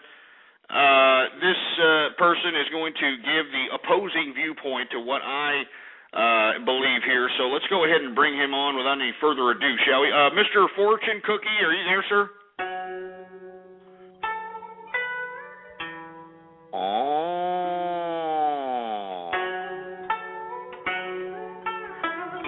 You see, you motherfucker out there talking garbage about the communist government in China. You don't know, Ghost, that the communist government of China has to buy a lot of their defense department. We have to buy a lot of weapons. That's right. We have to buy a lot of weapons because a lot of you motherfucker want to sit here and try to give a Jasmine Revolution a lot of credibility, motherfucker. So when I say to you, American motherfucker, who sit here talk garbage against the communist government of China, we got 3 million man army, motherfucker. We got 3 million man army, and there's nothing you can do about it. We own all your debt, motherfucker. We own you too. We own your ass. All you American motherfuckers sitting here talking garbage against the communist government of China. We own your ass, motherfucker. So, Ghost, for you sit here and talk a lot of garbage about the communist government of China, I will wash your ass, Ghost. Hu Jintao heard what you said about him, and he don't appreciate it at all. We're going to continue to spend, and we're going to spend on our defense budget, and there's nothing you motherfucker can do about it. And why? Why do we do this, motherfucker? Why do we go out and spend a lot of money on the defense budget? Why do we go out and kill the Chinese people? Why do we go out and oppress the Chinese people? Because we do it for Chairman Mao. We do it for Chairman Mao.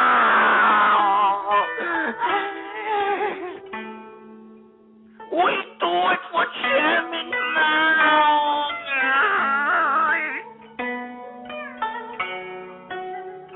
I got nothing else to say. Mr. Fortune Cookie, thank you very much. All right, get him off. Get him off. But as I'm saying, folks, we have the Chinese government increasing their defense budget double digits this year, and I'd be very concerned about it if I live in the international community, and yet I do. So everybody out there better keep their eye on the ball there with China. You know what I'm talking about? What in the hell they're going to do, I have no idea. But anyway, folks, what I'm going to do here now is I'm just going to go ahead and take a break. You know what I'm talking about, folks? And then when I come back, I'm going to be taking your calls. Before I take this break, folks, I'd like for everybody to please spread the link around like wildfire. All right, you know the link, blogtalkradio.com/go. Spread it around, for Christ's sake. Spread it! And tell everybody you know that the True Capitalist Radio broadcast is live and it's online right now. Tell them to come down here and chat with us. You know? Tell them to come back, for Christ's sake. Anyway, 646-652-4869. Anyway, I'm gonna take a break here. Before I go, folks, we do have sponsors. I want to thank our sponsors, folks. One sponsor in particular I want to thank is Lexington Law. Let me tell you, if you have any kind of bad credit, you have bankruptcies, just bad finances altogether, give these guys a call. This is an actual law firm. They'll hook you up. You know, they'll take crap off your credit, the whole 9 yards.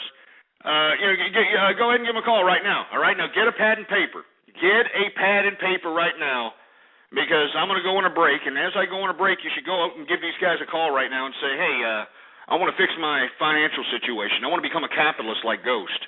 All right, I mean, I know I was a college kid. I went out and I spent, $12, $15 Mai Tais buying bimbos, drinks out at clubs and this and that. I want to get my stuff situated. Well, anyway, give them a call right now, 877-663-2171. All right, that's 877-663-2171.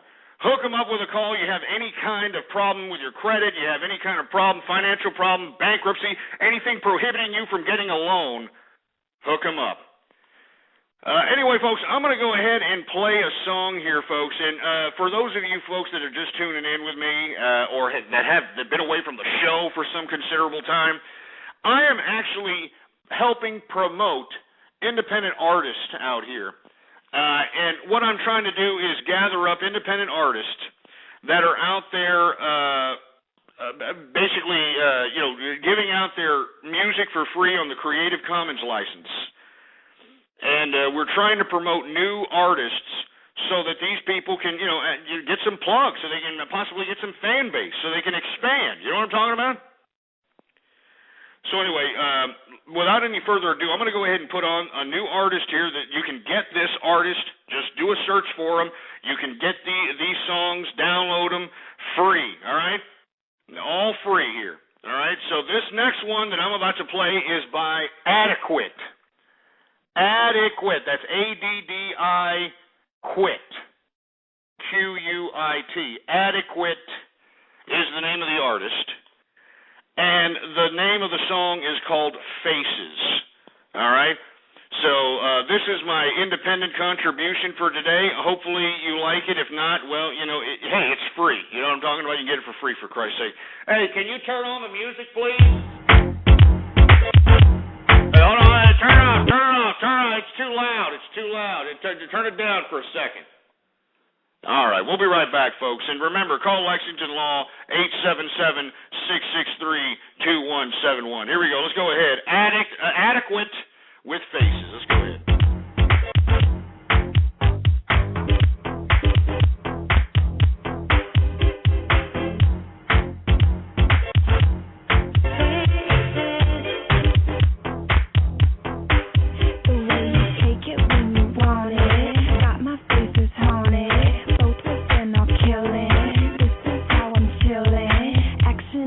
Building, put this in your genre, kicking on the corner, gotta have you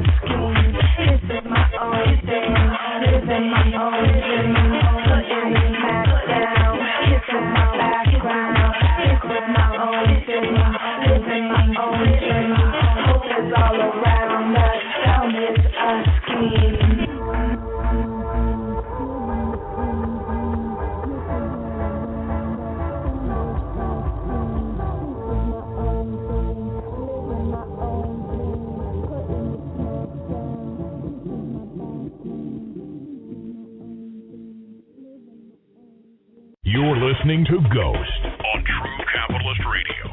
True Capitalist Radio. Yeah, we're back, folks, and that was a little bit of an independent artist there for your ass, huh? Not too bad, huh? Adequate is her name, huh? Adequate. Addiquit.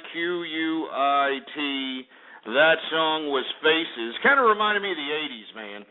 You know, I mean, I'm trying to look for some rock. I like rock, but there's not that many good rock independent artists. They really kind of suck something that rhymes with rock, but not rock. When it comes to music. But I am finding some pretty decent independent artists out here that are dealing with some dealing decently. Hold on, I got to kick some stupid skankosaurus out of my chat room who keeps private messaging me here. Let me get this bimbo out of here. Where the hell is she at? Get her out of here. Anyway, 646-652-4869 is the number to call here. I'm going to continue on, shall we? I want to talk a little bit about the situation that I read recently. I read that 30% of young teenagers and kids from the ages of 15 to 24, 15 to 24 actually are virgins. They're actually virgins, for Christ's sake. No BS, man. I mean, 30% of people that are under the age of 24, from 15 to 24, are goddamn, they're virgins, you know? I mean, that's all there is to it, for Christ's sake. I mean, what's going on here? I mean, I'm watching the MTV, I'm seeing skins, I'm seeing, all this, sexual openness of all this crap. I'm seeing bisexual garbage on the screen TV. What's going on? All of a sudden, they're coming out with this report that, 30% of kids, or not kids, but young adults, I should say, from ages 15 to 24 are virgins? This just goes to show you what's happening to our social atmosphere here. And I've been saying this time and time again. Now, I know that there's going to be some females that are going to take some offense to this. For those females that are listening in to the True Capitalist broadcast, I'm not talking about you. I'm talking about these other chicks. But what's happening here is that chicks nowadays are utilizing sex as a way to obtain material. They're utilizing sex as a way to obtain revenue. And as a result, that's the basis of most relationships from the female perspective in modern-day America. It's purely based upon what they can get at that point in time. I mean, bottom line, folks, I'm not kidding.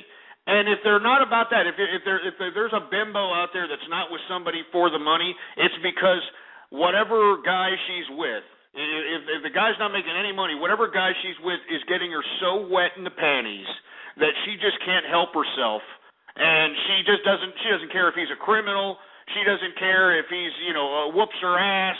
She doesn't care whatever. She just likes the way he looks in a leather jacket, or likes the way, who knows, who cares. But in my personal opinion, folks, I've said this time and time again, the modern-day American woman, especially the younger woman, has turned into a subliminal prostitute. And the reason they're turning into subliminal prostitutes, folks, is because, look at modern-day America. I mean, I've said this time and time again. A young chick has realized that all she's got to do, instead of working at Kentucky Fried Chicken and, working for minimum wage, all she's got to do is blow Colonel Sanders and own the whole freaking score, I'm not joking. I'm sorry. I'm not trying to be a vulgar bastard, but that's what these women have realized. And I think that this number of 30% of young people that are ages 15 to 24, this reflects that idea. Because, most young chicks nowadays aren't going out with young dudes. No, it's completely opposite. The young chicks are going out for the old whim bag so that they can get, Dolce & Gabbana purses and glasses and Coach shoes and all this other crap, all right? And the young guys are getting approached by these cougars, Oh, yeah. You know, these young guys nowadays, they're having to hook up with old, used-up, beat-up poontang because, you know, the cougars nowadays find it, you know, a woman liberation. They equate it to woman liberation to divorce their families and their husbands and go out and just kind of hop around from young penis to young penis to young penis.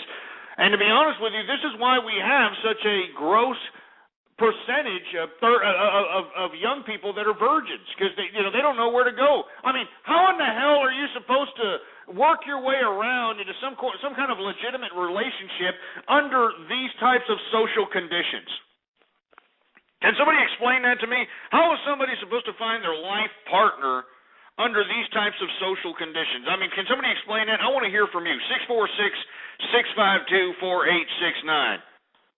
All right, it's Baller Friday, all right? I mean, if you're one of these women that goes out and just takes these losers because, you know, they're just so hard up and they actually think that they're going to get a piece, because that's how women manipulate men. They make men believe that they're going to get a piece if they do this, or they may get a piece if they buy them that, or I mean, it's just disgusting, man. It's utterly disgusting, man. 646-652-4869 is the number to call here. 718, you're on the air. Hey, what's up, bro? How you doing? What's going on, man? Nothing. I'm just looking at your portfolio, and it's pretty impressive. You know, a lot of these stocks look good to me. I just recently found your show. Coke, Cisco, Dell, GE, GMC, Amerigroup. I think you got a great portfolio. And I don't know why you're giving this info out for free. You should be like an investment broker. Yeah, well, you know, I mean, if people listen, they do. If they don't, well, they don't. You know what I'm saying? Yeah, but my favorite stocks on your portfolio are oil, OIL. I also like China Precision Steel and the Super Res stock. You silly, dumb bastard.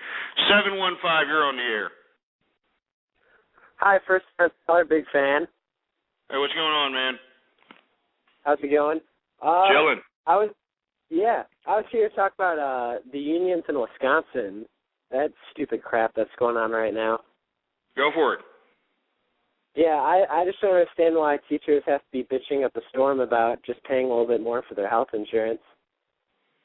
Well, it's not just that. I mean, they're not just bitching about that. They're bitching about the ability to collective bargain, which means that they can have this public union, which is the most ridiculous thing I've ever heard in my life, but they have a public union where all the teachers can get together and collectively make an agreement together that they're all going to walk out and be able to use that as leverage to negotiate so that they can extort the taxpayer.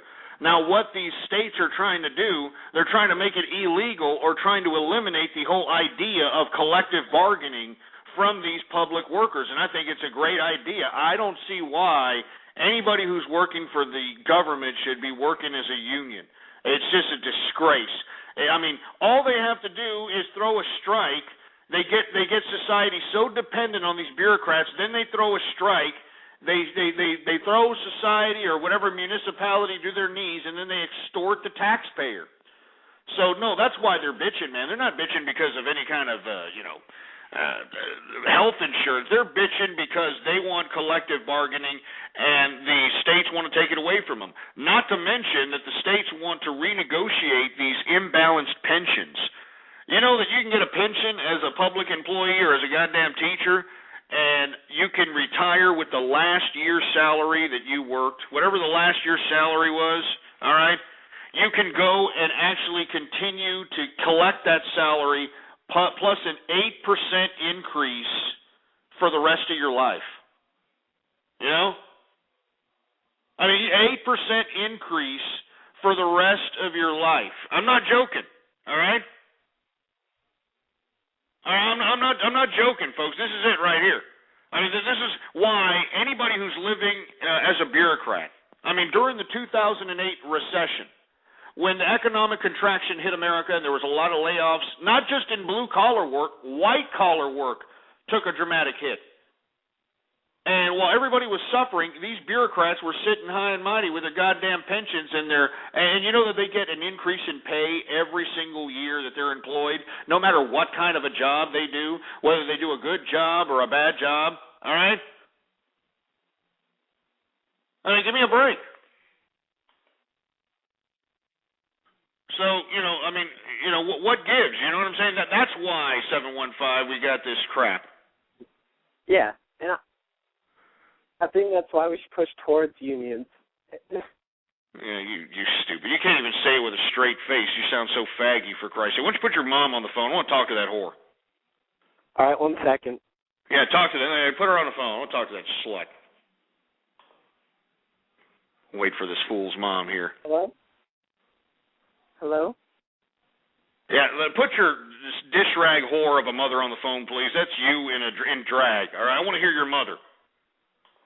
All right, well, I just want to get to the point of politics right now. I think we're getting a little No. I want to talk to the disgusting, uterus, bad period smelling prostitute that shitted you out of her uterus. I want to talk to that whore.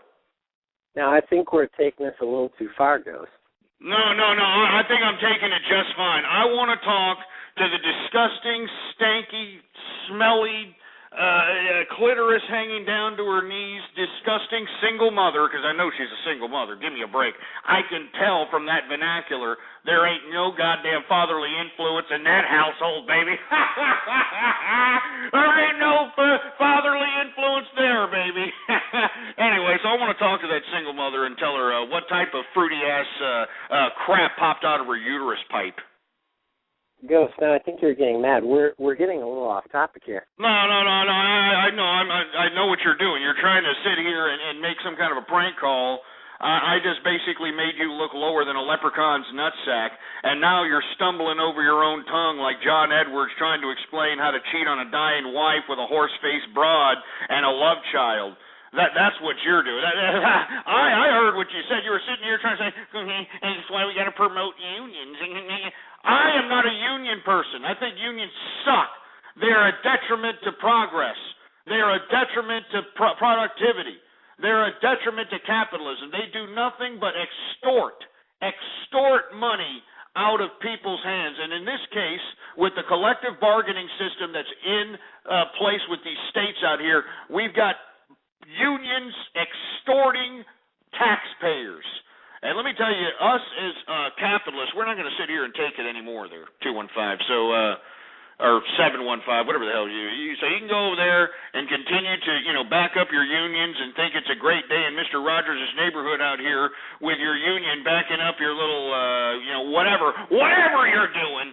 But I'm not going to be down with it, and nor am I going to give you any more airtime to sit here and promote your little liberal, communist agitation situation that you're doing here. I don't appreciate it. Get him off. He's out of here.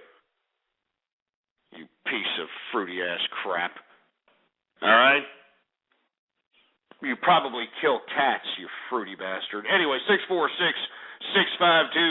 646-652-4869 is the number to call here. I want to hear from you. All right, I want to hear from you. We were talking about, a completely different subject matter. I was talking about how young adults from ages 15 to 24 are 30% of them are virgins out here. They're not getting any.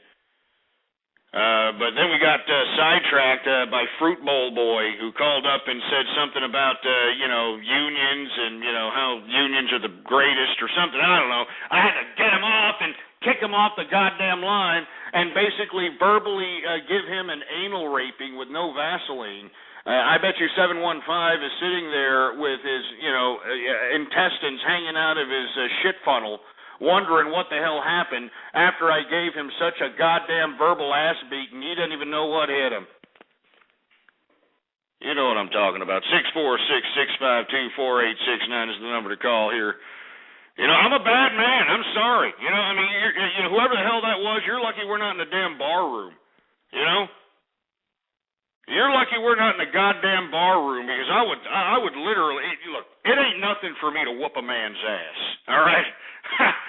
It ain't nothing for me to whoop a man's ass, boy. I will be more than willing to throw down fisticuffs, mano a mano, and whoop a man's ass. I have no fear to whoop a man's ass. And by the sounds of it, you didn't sound like much of a man, for Christ's sake. So if I fought you, boy, you sound a little too fruity. It sounds like you're servicing glory holes in San Francisco bathhouses somewhere. So if I had to fight you, I'm going to put on some like a plastic biohazard suit. So if I happen to crack your face and splatter your nose and have your blood all over me, at least I'll be decontaminated from whatever the hell you might have there, you fruity ass glory hole serving piece of toe tapping crap. Anyway, 646-652-4869 is the number to call here. I want to hear from you, man. All right, now I know we were talking about virgins. People. 30% of young people that are ages 15 to 24, 30% of them are virgins. And I alluded to the fact that the reason they're virgins is because, well, let's be honest. The modern day woman is turning itself into a subliminal prostitute. And as a result, this is why you have a 30% bracket of young people that don't know how to negotiate themselves through this sick social arena that we call a fucking social life. Excuse my French. I'm sorry. I didn't mean to curse there, but, it just makes me sick. I feel bad for these kids out here, I mean, I can just imagine a 24-year-old going out there, has never had his wiener whacked, just walking around out here, and you can tell when, somebody has never, had the horizontal mambo. They walk around, with a little timid look, and they're a little intimidated to talk to anybody who's of the opposite sex, I'm not joking. I mean, they're just a little fruity, I mean, that's why I'm saying it's sad. It's no wonder that we have a high spike in homosexual activity, man. It's no coincidence. I mean, when you got 30% of young people from ages 15 to 24 virgins, I think it's a serious problem. I mean, from my perspective and how society has projected young people from this age group throughout, past 40, 50 years, this age group is supposed to be hopping around, banging like rabbits. They're supposed to be, having, college orgies and girls gone wild tit flashings and all this other nonsense. Now to read that 30% of these young people are virgins, I mean, good God. I mean, good damn God, for Christ's sake. I mean, just imagine, a young person, you're at the peak of your life. You're producing all the testosterone and the male virility is in effect, and I mean, and you're a virgin. You're a virgin, man. You couldn't even bump a live one, for Christ's sake. It's sad, man. It's unbelievably sad. We talked about, how pornography, back when we were interviewing Connor Young, we talked about how pornography is becoming the number one option for young men as opposed to going out and bumping a real live one, man. I'm not joking. Instead of going out and finding some bimbo, whining and dining this bitch, meeting her ma, and doing all this crap, and then finally getting into the sack with this bimbo, young men everywhere are finally starting to realize all I got to do is, get Rosie Palms and her 5 sisters and go to town with some, meat holes porno, and that's basically all I need. I don't even need a broad anymore. I mean, who cares? Because broads have become such problems, and they've just become such, I'm not saying all of them, okay? I don't mean to encapsulate all women in this regard, but once again, a group is defined by its majority, all right? And the majority of these women are out here going out, trying to use sexuality as a means of maintaining some kind of an income or achieving materialistic accumulation. You know it, I know it, so who we BSing, huh? I mean, if you happen to disagree, I want to hear from you. 646-652-4869 is the number to call. But it's a fact. It's a fact. I mean, you've got these young people out here that are going to town, spitting on their hand and waxing their carrot, watching pornography on the internet as opposed to going out and actually interacting with a damn broad and bumping a real live body. I mean, I'm not joking, man. This is a serious phenomenon. I mean, look at the reports. I mean, go to your nearest portal and look it up for yourself, man. 30% of the goddamn young people ages 15 to 24 are goddamn virgins. And it's not because they're religious. It's not because they believe in Jesus. It's not because they're Islamic. It's because this social environment that we have created in America is so warped and so pathetic and so disgusting that this is why, you can't even have kids being, kids, for Christ's sake. You can't even have them going, all right, I'm 21, I'm in college, I'm going to go bang me a real live one over here. They can't even do that anymore unless they come out the pocket a couple of $100, and that's just to get a peck on the cheek. You know that? These bimbos aren't even putting out, they're not even giving oral compilation after you give them like a $300 night out in the town, for Christ's sake. They give you a damn peck on the cheek, and thank you, Next day they're doing the same crap to some other goof, and she's getting wined and dined. I mean, this is the life of a woman right now, folks. You think I'm lying? This is the life of a woman, just kind of, all right, I'm going to go out on a date with this guy. He's going to take me to Perry's. He's going to drop $300 on this steak dinner, and then he's going to, maybe take me to a movie, drop another $50-$60 there, and then he's going to maybe take me out for drinks afterwards, which is another goddamn $50 or $60.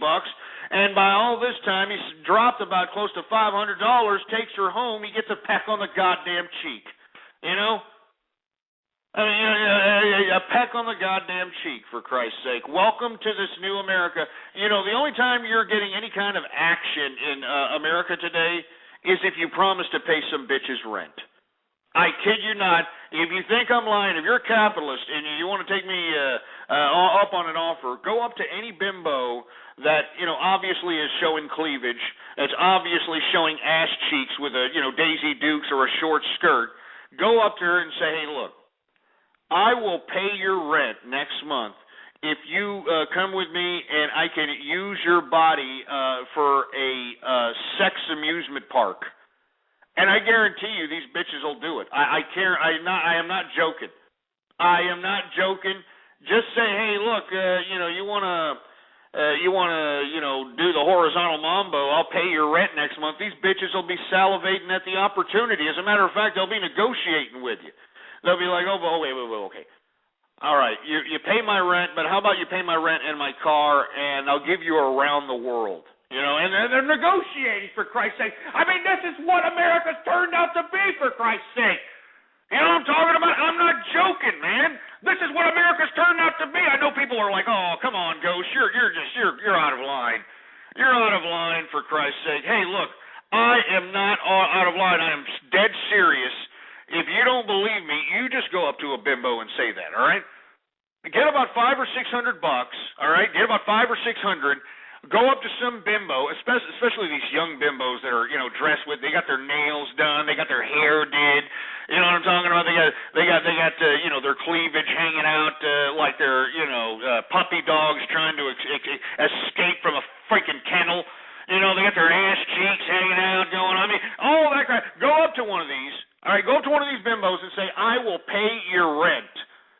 All you got to do is come with me and fondle my Johnson until ejaculation, and then, we'll go ahead and fulfill the transaction. I kid you not, this is what America is today. I am not joking, all right? I am not joking, all right? No, I don't do it, asshole, but I'm serious. That's all you have to do. I've seen it for myself. I see it here in Austin, Texas, for Christ's sake. Jesus Christ. No, I'm not answering 718. You sounded like a fruit bowl. I'm not answering your call. As a matter of fact, get the hell out of my chat room. You're too fruity to be in here, Maxta. All right? Get out of here, you fruity bastard. Get out! Get out! You're too fruity to be in here, for Christ's sake. I knew the whole room in here was smelling like butt crack. I was wondering what was going on. You were smelling up the room like butt crack going on. And it was Maxta. I knew it. God damn you, stupid, fruity bastard. Oh, Jesus Christ. Oh, Christ. Anyway, 646-652-4869 is the number to call. We are 1 minute in to the third hour of the True Capitalist Radio broadcast. Of course, I am your host, the man they call Ghost. And once again, folks, I want to thank everybody for tuning in with me. Please retweet the program. Go out there to your Twitter, your social networking sites, everywhere, and spread the word about the True Capitalist Radio broadcast. And tell everybody that we're live, we're chilling here, blogtalkradio.com/ghost. All right? blogtalkradio.com/ghost. Send them over here and have them kick back with me. I'm sitting here sipping on some $400 bottles of scotch here. Looking at the stock picks that I'm doing. I'm living lavish, living great, living good. Cheers to everybody out there, baby. Cheers. That's what I'm talking about. I want to hear from you. Are you capitalizing? Are you profiting up in here? I want to hear from you. 646-652-4869. All right? Yeah, baby, that's what I'm talking about. Damn, it feels good to be a capitalist. I mean, it feels real goddamn good to be a capitalist. Anyway, let me go ahead and move on to another subject matter. I know we were talking about, young adults ages 15 to 24, 30% of this age group being virgins. And we talked a little bit about why that's happening. But I'm going to go ahead and talk about another subject matter. The other subject matter I want to talk about is NASA. I know that we alluded to it earlier in the program, but I wanted to, continue on with the theme of talking against NASA, because if these, dumbass politicians want to start cutting anywhere, they want to start cutting spending, why don't we start with NASA, which has done nothing for space exploration. They have done nothing. We haven't colonized planets. We haven't done anything. Okay, so what? We've sent a few satellites so that we can get some good pictures of Jupiter. Oh, great. Oh, that's just great. Thanks, NASA. They sent some stupid dumbass robot at Mars just so that we can, look at some red rocks. Oh, that's great, isn't it? Let's get some red rocks. Let's get some shot of some red rocks. $2-3 billion project to go to Mars. We got shots of red rocks. I remember when they actually interrupted programming to show us this crap. Do you remember that? When we just landed on Mars and take a look. These are the first pictures, and they interrupted my goddamn program. And I remember what I was watching too. I'm not going to say what it is, but I didn't appreciate it. All right. And what do we see? We see nothing but a bunch of goddamn red rocks. It looks like Nevada, all right? It looks like freaking Nevada. So what I'm saying is that NASA is just the biggest waste of money of all time. And then they shoot this satellite into space, right? Their recent debacle, folks, happened yesterday. They were supposed to blast off some goddamn satellite into space. $450 million into this project, and what happened to it? It just flew off and blew up or something and landed in the goddamn Pacific Ocean. This is NASA for your ass. All right, this is it. This is what NASA does for your ass here. Anyway, I'm going to take some calls. I want to hear from you. All right, if you disagree with me, get up off your fat cottage cheese ass, get to your nearest phone, and give me a call. The number to call, 646-652-4869. All right, I know there's a lot of people that are disagreeing. They're like, oh, I can't believe he's talking about NASA. NASA's so great. Well, if you think NASA's so great, why don't you come up here, call up, and talk about it? Why don't you defend these red-headed, four-eyed, freckle-faced, beaten stepchildren that we're supposed to respect? I mean, give me a call, for Christ's sake. And not to mention, folks, that, I like science. Don't get me wrong. But I don't like what science has become. Science has become what the godfathers of science would have hated. And I've talked about this many times, and I think it, bears repeating. The godfathers of science, the forefathers of science, Galileo, Descartes, Newton, these individuals basically were trying to investigate the realm of what is now known as science so that they could contradict the institution of the time, which was the church. That's why they investigated these types of scientific endeavors so that they could contradict what the church had been basically feeding the entire populace the whole time, and that's why they were such a threat to that institution. Now, what makes me sick is now that science has basically contradicted a lot of what the religious claims have, come and turned out to be, you have science now. Science itself is becoming an institution where you can't even second guess what some stupid lab coat scientist says, even though they're not infallible. All right, these are human beings just like everybody else.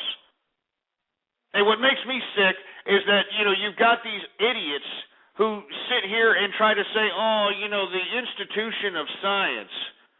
The institution of science, it's like the supra-authority above any other authority in society. And what makes me sick is that the scientific community even supersedes the government. Don't you understand? It even supersedes the government. Why do you think that we have fluoride in our water, for Christ's sake? Even though fluoride was used by Nazis against their enemies for torture purposes. Why exactly? Because some stupid scientist and the institution of science made the claim that, we put fluoride in our water, it'll go ahead and eliminate the potential teeth rot that's happening throughout the poor communities in America. You understand this? I'm not joking, folks. Why do you think that we have these stupid vaccines, for Christ's sake? I don't take a vaccine. I'm telling you this right now. I do not accept anything that they mandate. I am not going to take it. All you people that went out and got those flu shots, who the hell knows what's in those goddamn things? But because the institution of science says that, we have to take this, we just got to bow down. Bull crap. And let me tell you, if Descartes and Newton and Galileo were here right now, they would be scientists against the institution of science that has been created here in today's society. I guarantee it. So anyway, 646-652-4869. I refuse to sit here and accept the institution of science. All right? They are not a supra-authority. No matter what the hell they try to think. They are not a supra-elitist authority. These people are human. They make mistakes on a consistent basis, and I don't trust a scientist as far as I can throw their four-eyed, freckle-faced, beaten stepchild ass. And that's all there is to it. Anyway, 646-652-4869 is the number to call here. I want to hear from you. Do you disagree with me? I think that, for some reason, science and the institution thereof should be just, some kind of institution that we just, bow down to no matter what they say? Absolutely not. I'm against institutionalism, man. Don't you understand that it's institutionalism that has stagnated the progress of human evolution? Institutionalism, that's what's so beautiful about capitalism. There's no institutions in capitalism. There are entities in capitalism. There's no institutionalism in capitalism. When capitalists become institutionalized is when they merge like they're doing now here with the American government, or they've done over there in China. That's when, you start getting systematic capitalism, and I am definitely against that crap. So anyway, I want to hear from you. We're talking about NASA, all right? We're talking about NASA. And somebody in the chat room said that school is an institution. Well, I don't think school should be around, man. I think that, it would be a great day, a great damn day in American history when the public education system is no more. Oh, my God, that would be great, wouldn't it? It would be great to see the public education system completely privatized, completely under private hands, and all these little public education pieces of real estate, the government can sell them off to speculators so that we can make project homes or shopping centers or something like that out of these things instead of schools. Let me tell you, it will be a great day in American history, a great damn day, when these damn educators are all in the private sector, and they got to be held accountable for what they do.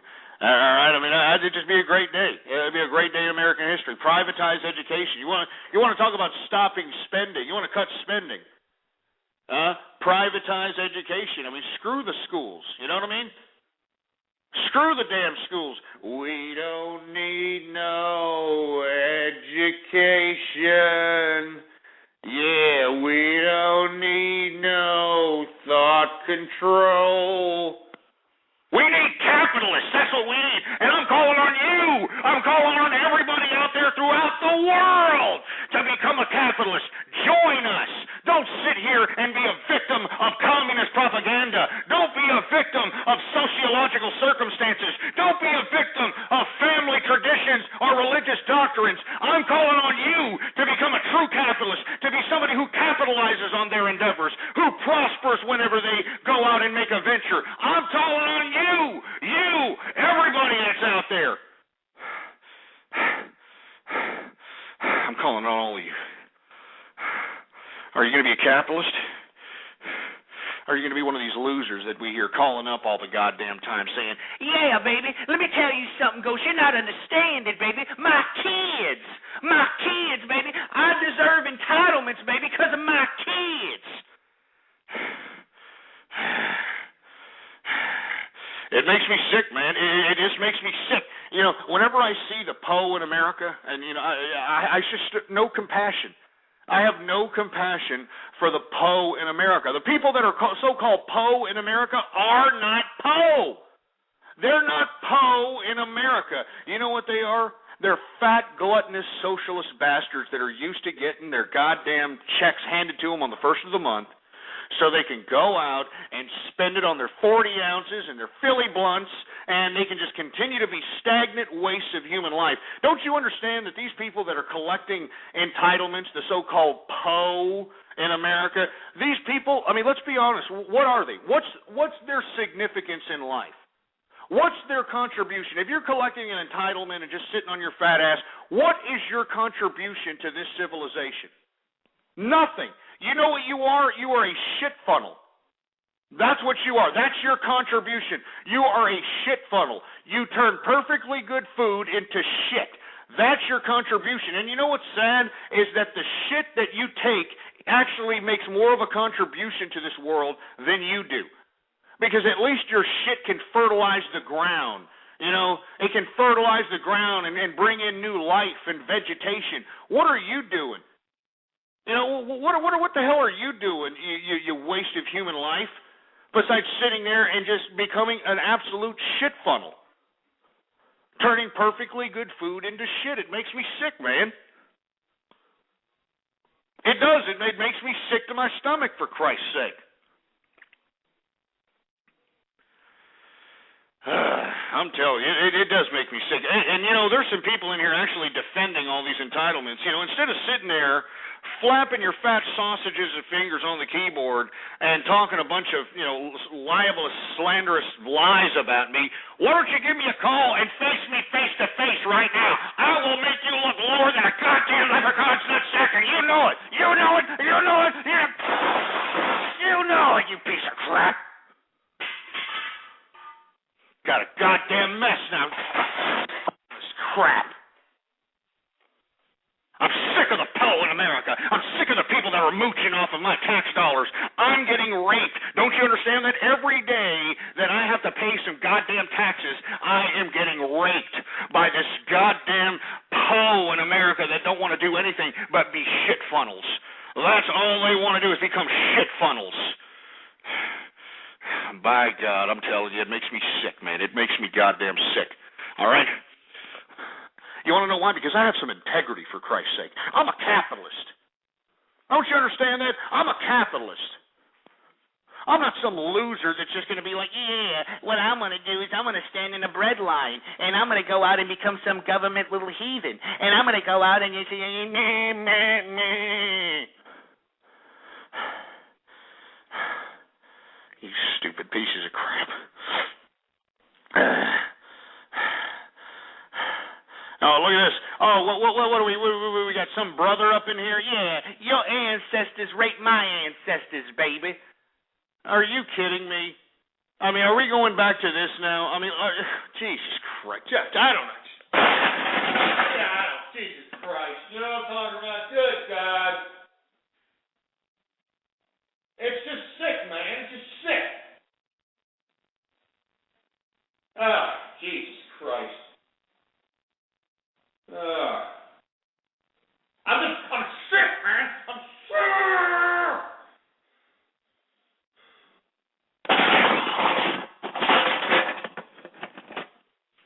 Got a goddamn mess here, for Christ's sake. Piece of crap.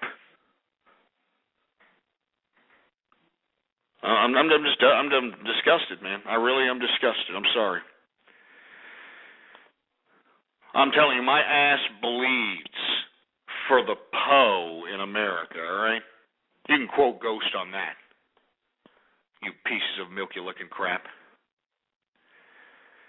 Anyway, 646-652-4869 is the number to call here. I'm going to go ahead and take some calls. Who we got here? We got Goku in the house. What's going on, Goku? Hey, what's up, Ghost? Nothing much, man. How you doing, man? You still, suffering from the floods out there, or everything pretty much got in order? No, everything's pretty good. Like I said, there's no flooding in my neck of the woods here. Oh, cool, man. So what you been up to, man? Have you been blogging about anything? My blog is called The Real News, but I just haven't gotten around to it, so. I hear you, man. What you been up to, man? What's going on in here? I know you're a teenager living this sick, sadistic social pipeline that we're in America today, so how things going with you? It's a Friday. What you doing tonight? Just chilling at home, enjoying the weekend, not much. Oh, that's cool, man. Are you gonna order some pizza or something, man? Why don't you order something, man? Why don't you order some pizza? I had some Subway earlier. That's what I was good at. Oh man, Subway's pretty good, man. They got the $5 foot long. So yeah, I hear you. Geez, Ghost, you must have a lot of beer back there, because all that clanking or whatever. Well, I got a mess in here. I gotta hire one of these Mexicans to come in here and clean this crap up. But yeah, we got a lot of crap here. We got a lot of crap all over the place. So yeah, we got a lot of crap. But the only reason I got a lot of crap and it's messy is because these people are pissing me off, Goku. They're pissing me off because they're calling me up and they're saying, "Hey, look at me, I'm collecting your tax dollars." And they're trying to rub it in my face, and they're trying to also rub it in the face of capitalists that are listening to my broadcast, and I don't appreciate it, Yeah, I hear you. Wait, I have a question. So you say there's no poor in America. What about those people who have no houses and just collect money on the streets? You think they're poor? Are you kidding me? They want to be there. They want to be there, Goku. Let me tell you why, all right? They want to be there because, first of all, the streets, there's a whole subculture of people that are in the streets. There's an actual society of homeless people, and there's a social pipeline in this society. Not to mention that we've got shelters all over America to house these people. There should be no reason why they're homeless. But you want to know why they're homeless, Goku? Because they want to be. They would rather just go around and look like an absolute derelict and put up a sign that says, "Hey, we'll work for food. We'll work for food." And then once they collect about $40 or $50, guess where they're going? Are they going to a motel so they can get a shower, free HBO, maybe some kickback in a bed? No, they're not doing that. You know what they're doing? They're going out and buying Mad Dog 2020. That's what they're doing. They're going out and buying Billy Carter beer. They're going out and buying rot gut liquor. That's what they're doing, or they're buying drugs.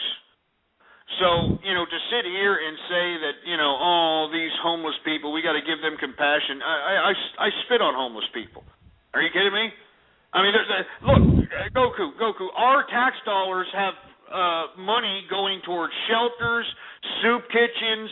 We have bureaucracies that actually help people that are like drug addicts or losers that need some help finding jobs. We've got bureaucracies that help losers get suits for themselves so they can go and get an interview. I mean, we've got so much crap to help losers There should be no reason why there's anybody that's Poe in America. That's why I'm saying anybody who's Poe, Goku, they're Poe because they want to be. I kid you not. And if anybody that wants to tell you otherwise, they're losers and they're lying. Hey, you just changed my mind on that. Quick. No, I'm serious. I mean, look. Let's say tomorrow, Goku, for some reason, God forbid, all right, that you were just dumped off in the street tomorrow, all right. You're like, and your mom said, "Get out of here, Goku, you piece of crap," and they kick you out, okay?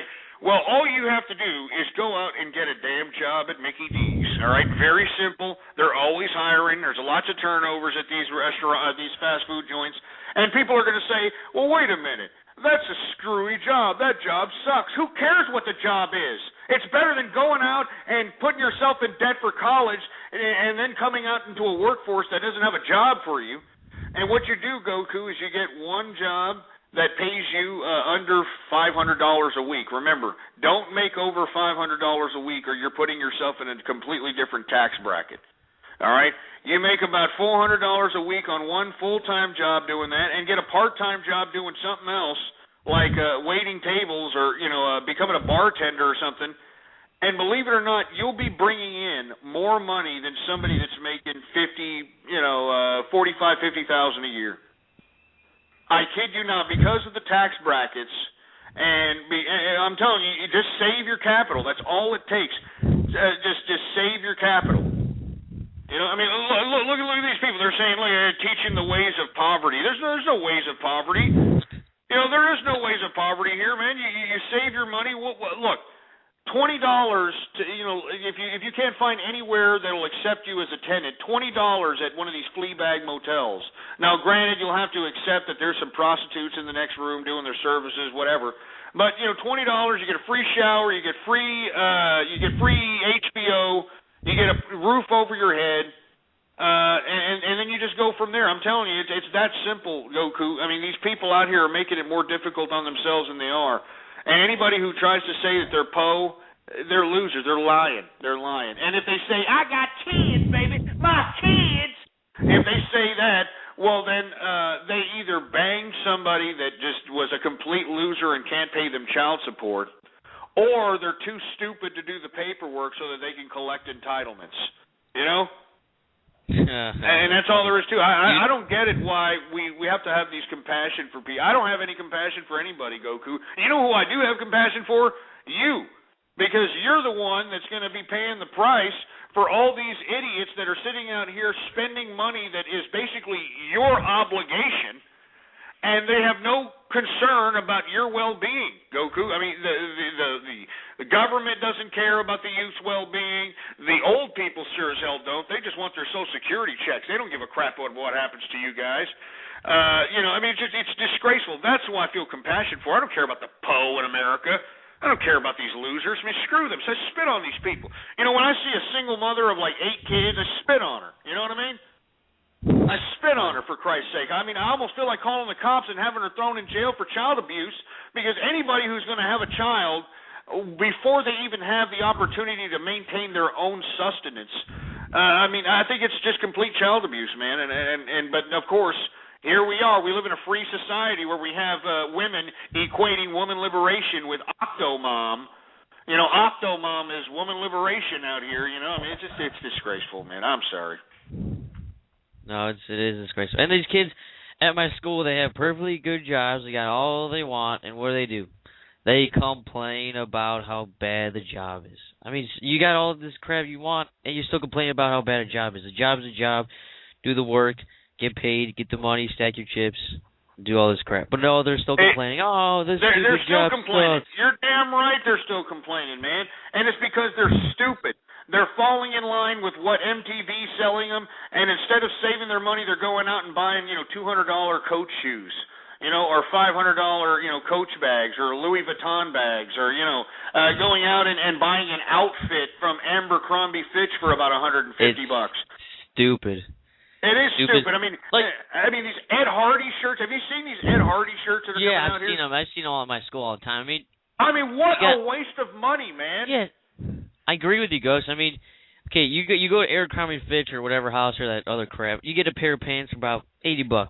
Go to your local like off-brand clothing shop, you get about 4 pairs of pants at least for $60, or at least 40 or 50 around there. But no, you gotta have the newest brand and get 1 pair of jeans for $80. That doesn't make sense. And I see this stuff in my school all the time, and all these stupid these Ed Hardy shirts are like, they're just like they got tigers on them, they got skulls on them, they got hearts on them. I saw this kid today. It had like those like jewels on them, like red jewels, pink jewels, like little ones all over the shirt. What the hell is this crap? And not only that, they're made cheaply. It's not even decent. It's not even decent material. I've seen these Ed Hardy shirts, for Christ's sake, and they're just cheap T-shirts. As a matter of fact, T-shirts are made of better quality than this crap, and all they're doing is throwing on a silk screen on it. If you look at the tag, there's not even an Ed Hardy tag on the back of the damn shirt. It's like made in China crap. And yet you've got these morons paying $80, $85 for a freaking shirt. It makes no sense. This is why I'm saying this is what's keeping people poor. All right? This is why the PO in America are PO. I bet you anything, you go down to any impoverished area in America, okay? You go into any of those houses, you go into any of the project homes, I guarantee, I'm willing to put my life on the line that you'll see things like plasma screens and iPads and iPhones and all the technological gadgets, and yet they're going to continue to say that they're PO in America. I guarantee you that you'll see all these people that are in the household, in the Section 8 household, fat in the ass. And I'm not just talking about just a little portly. I'm talking about fat in the ass.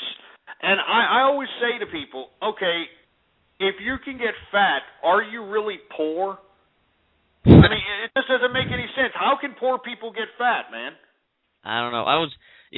Speaking about that, I was watching a video in school. They showed us in school in economics class, and they showed this guy was talking about how poor people in Detroit or somewhere where they get food for free from the church or the local church, and then yet they get to stay in hotels with.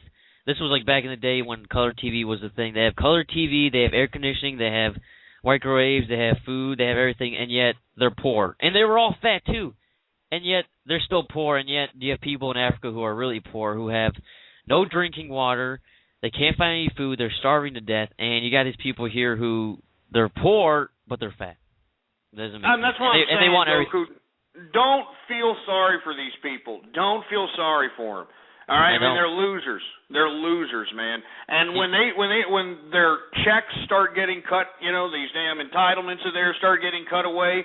You think it's bad when these teachers right now are pissing and moaning. You just wait until these goddamn entitlement recipients start getting cut their damn checks. As a matter of fact, there was a story out here in a local Texas city where they weren't cutting food stamp checks or food card checks on a consistent basis. It was always a fluctuating date.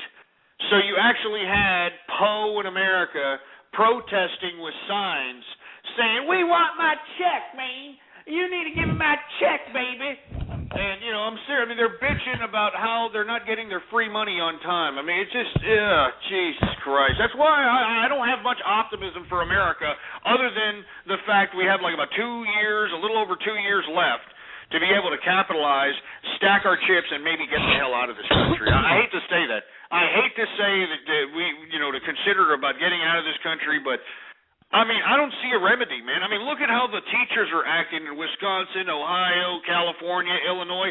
Look at how they're acting. Just imagine the PO when they take away those goddamn entitlements, oh my man. God.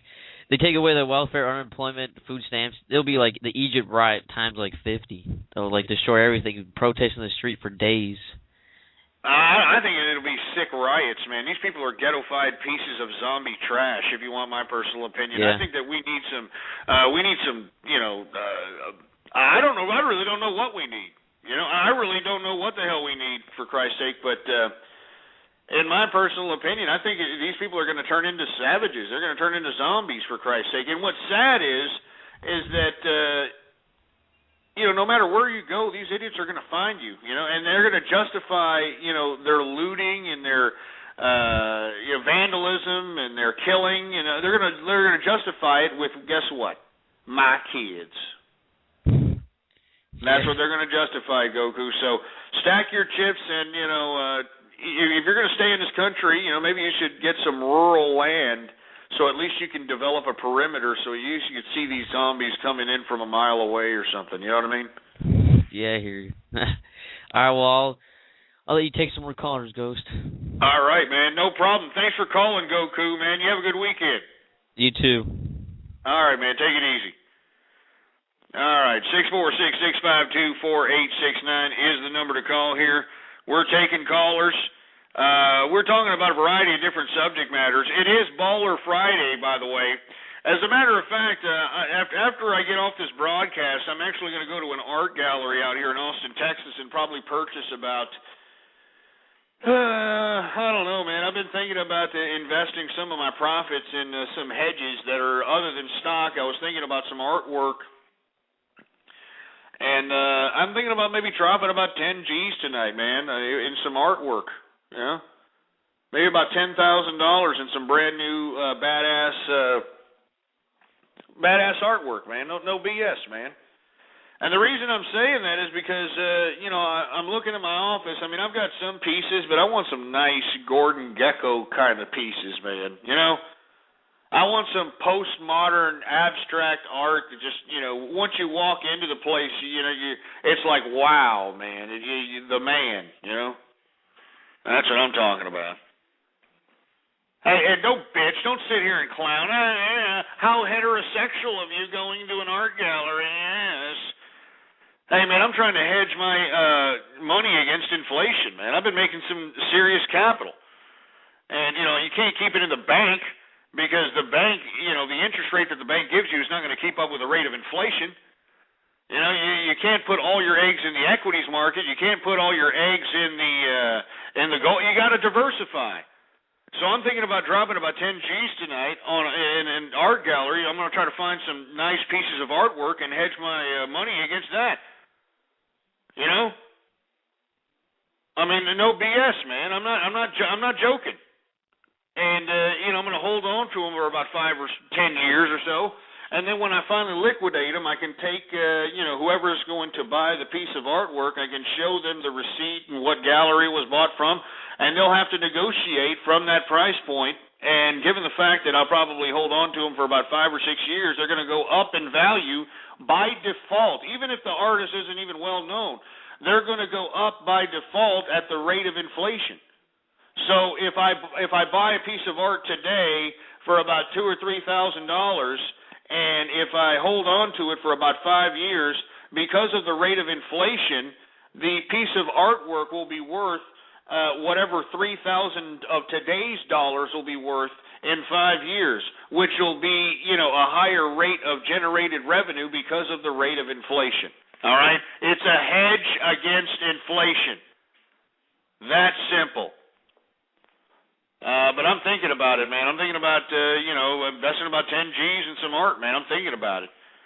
And not only that, the art scene out here in Austin isn't that fruity. It isn't really that, because there's some art scenes that, you've got these loser garbage artists. So let's put it on, they throw garbage together, they throw a garbage art. They lease out some, 1,500 square foot crap hole. That's, has exposed plumbing and the whole nine, and then they throw shit up on, artwork up on there we're supposed to be impressed by. No, out here in Austin, Texas, we got some badass art galleries out here. They're all over the downtown area. All you gotta do is just walk down the street and you'll find a few. And some serious artwork down here, some serious artists, some great stuff out here in Austin, Texas, baby. I love Austin, Texas. As a matter of fact, South by Southwest, for all you folks that are not familiar with that big event that we have out here in Austin, Texas, it's going to take place next week, I believe. Not this week, but next week during spring break. So I don't know, I'm considering whether I should do the broadcast during spring break or not. Because I kind of want to partake in the festivities out here in South by Southwest. You know what I'm talking about? I mean, South by Southwest is kind of cool. You got all kinds of people, just partying, having a good time. You know what it's all about. You know what I mean?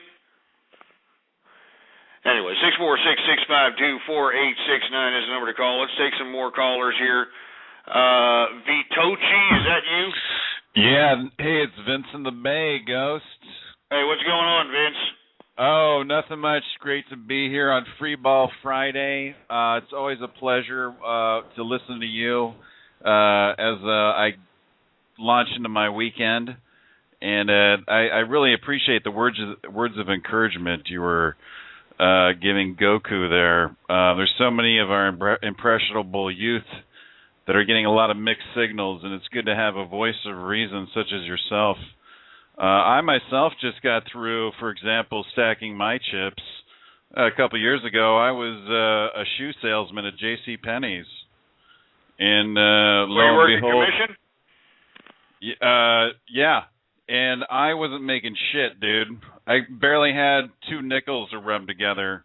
And look at me now. I'm a successful investment banker and hedge fund manager, living at large. I'm relaxing in my hot tub here with a couple of my goddesses, as I guess is the parlance of the day, if you will, here with me in my my hot tub here in the little boat I have piddling around here in the bay. Yeah, but I hear you on that screw the Poe thing, man. I was out and about. I had some friends in town. I wanted to show them around. They wanted to go down to the Haight-Ashbury district. All right, whatever, fine. You got to go see the dirty hippies and the well, they're not even hippies anymore. They're like these gutter punk kids now. Yeah, you're talking about that. You're talking about the San Francisco scene that's kind of freaky now. Yeah, up there on the Haight Street. If you walk along Haight Street near the touristy section, the Haight-Ashbury, if you keep walking towards the park, you get out to the part of the park where near the Panhandle, and it's appropriate that they call it the Panhandle because it's a bunch of goddamn filthy, hippie, redneck panhandlers that basically encamp themselves out here. And basically just freeload off of society. And I'm sure you've got a similar scene there in Austin. I'm sure it's not man, are you kidding me? It's bad out here. No, it is bad out here in Austin, Texas, man. There's an area that's dedicated to these homeless people where they just kind of stand out in front of, where they get their free bowls of soup or whatever the hell they get out here. Right. If you just go out there, you should. As a matter of fact, I should cruise out there whenever I have the time and go out there with my flip cam so I can just show you the amount of riffraff that's out there. And they actually have policemen with like rifles, believe it or not, standing guard just in case these idiots decide to rise up and do something nutty or something, or they get the infected gene in the brain and have it 2 weeks later or whatever the hell it's called. That one freaked out zombie movie. Or 52 weeks later, or whatever the hell it's 28 called. 28 days later. Yeah, I got you.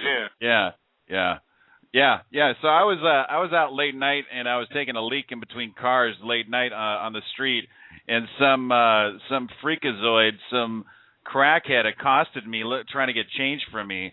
So I whipped around the old snake and like shot him down like it was a fucking garden hose on him, and got rid of him. And that's what you got to do with these people. If they piss you off, you might as well just piss on them. And I literally did that. I agree. I mean, I spit on people, seriously. I mean, I literally do. Whenever somebody comes up and I just give them a spit in the face, and they're like, hey, what are you doing? And, I'm all willing. If anybody that wants to throw fisticuffs with me, I'll be more than willing to, have about 250 pounds of damn jackhammer ass kicking the crap out of them at about 6'3" right here, and definitely whoop their ass. You know what I mean? Damn straight. Hey, so did you already touch on the Google thing? No, as a matter of fact, I haven't even talked about it. Thanks for bringing it up, man. Do you know what's happening here? That Google is getting the Justice Department of America to go against Microsoft and Apple because of this this video codec thing. Oh, I didn't know that it was them versus Apple. It says this group called MPEG-LA. Is that an acronym for Microsoft and a bunch of other people?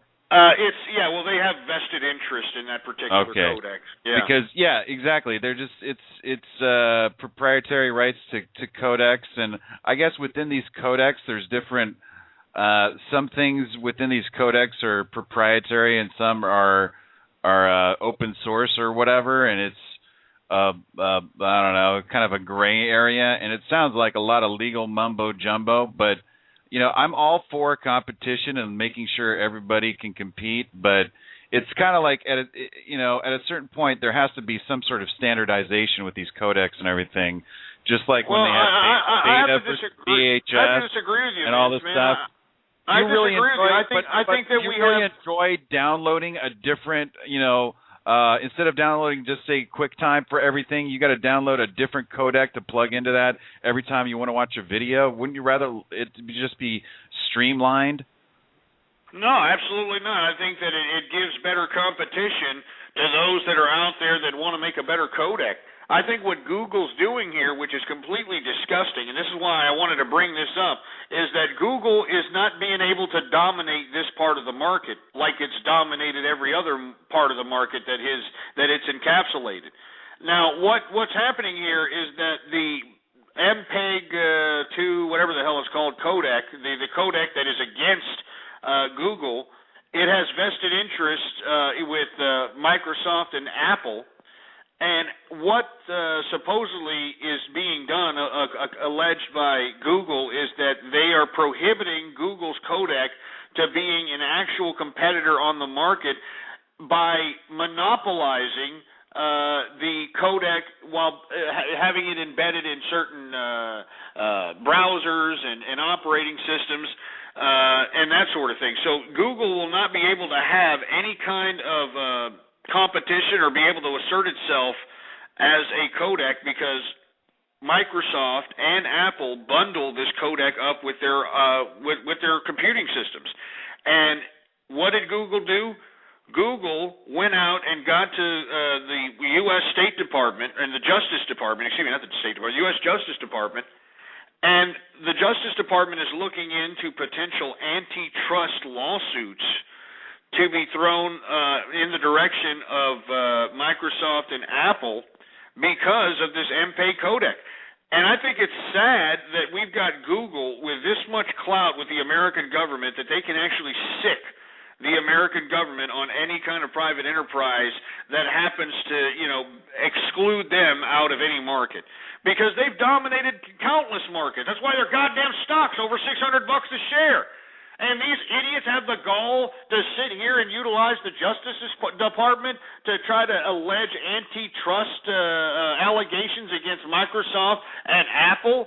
I mean, look, I understand what you're saying there, Vince. Hey, let's get an industry standard, but there isn't even an industry standard for DVD. I mean, there's like 3 or 4 different codecs of DVD, and it seems to be working out just fine. Some people like the Blu-ray, other people just like the regular HD, other people like, another format. So who really gives a crap? What I disagree with is you got Google utilizing our government so that they can capitalize in a market that they can't penetrate because they suck in that market, and because they suck in that market and can't penetrate it, they're going to utilize the government to get a piece of it, and I think that's disgusting, man. Mm-hmm. Well, I see nothing wrong with penetrating anything, quite frankly. I'm open to all forms of penetration. I think Google has a right to penetrate just as much as anybody else. Yeah, shut up, Vince, all right? Go service a glory hole and penetrate an ass crack, all right? Give me a break. I'm being serious here, asshole, all right? I'm being serious, all right? Google, I mean, it's already asserted itself against governments worldwide, all right? I mean, look at what it's done to Egypt. I mean, single-handedly, Google caused the uprising in Egypt, and I wrote about it on my blog, ghostpolitics.blogspot.com. That's ghostpolitics.blogspot.com. I mean, this whale Ghanem, this so-called Google executive, rabble-roused the whole country of Egypt through Facebook and other technologies to go out and basically do the riots that entailed the uprising in Egypt, for Christ's sake.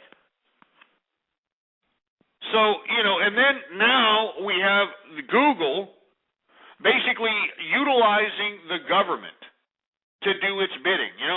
They're sicking the American government on Apple and Microsoft because, they're not letting us do our codecs. They're not letting us have the codecs in their little operating system. It's not fair.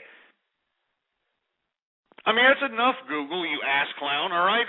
You've already cornered enough markets, and now that you can't penetrate the goddamn MPEG codec market, now you're sicking the government? Can we get any more socialist? Can we get any more communist, Google? I thought you were capitalists here, you goddamn socialist pieces of... Piece of... how come nobody's seeing this crap? How come nobody's seeing this crap? How come nobody cares, for Christ's sake? How come nobody cares? This jeopardizes our goddamn internet freedom, for Christ's sake. It jeopardizes capitalism when we got goddamn private enterprise sicking the government on people. It makes me sick.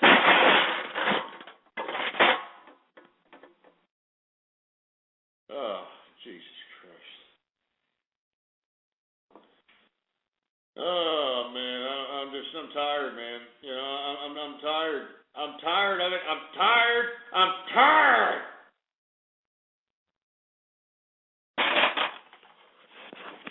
Jesus Christ. I'm sorry, folks. I'm just getting tired of this crap. I'm going to take a quick break. Oh, wait a minute. We only got 12 minutes left, for Christ's sake.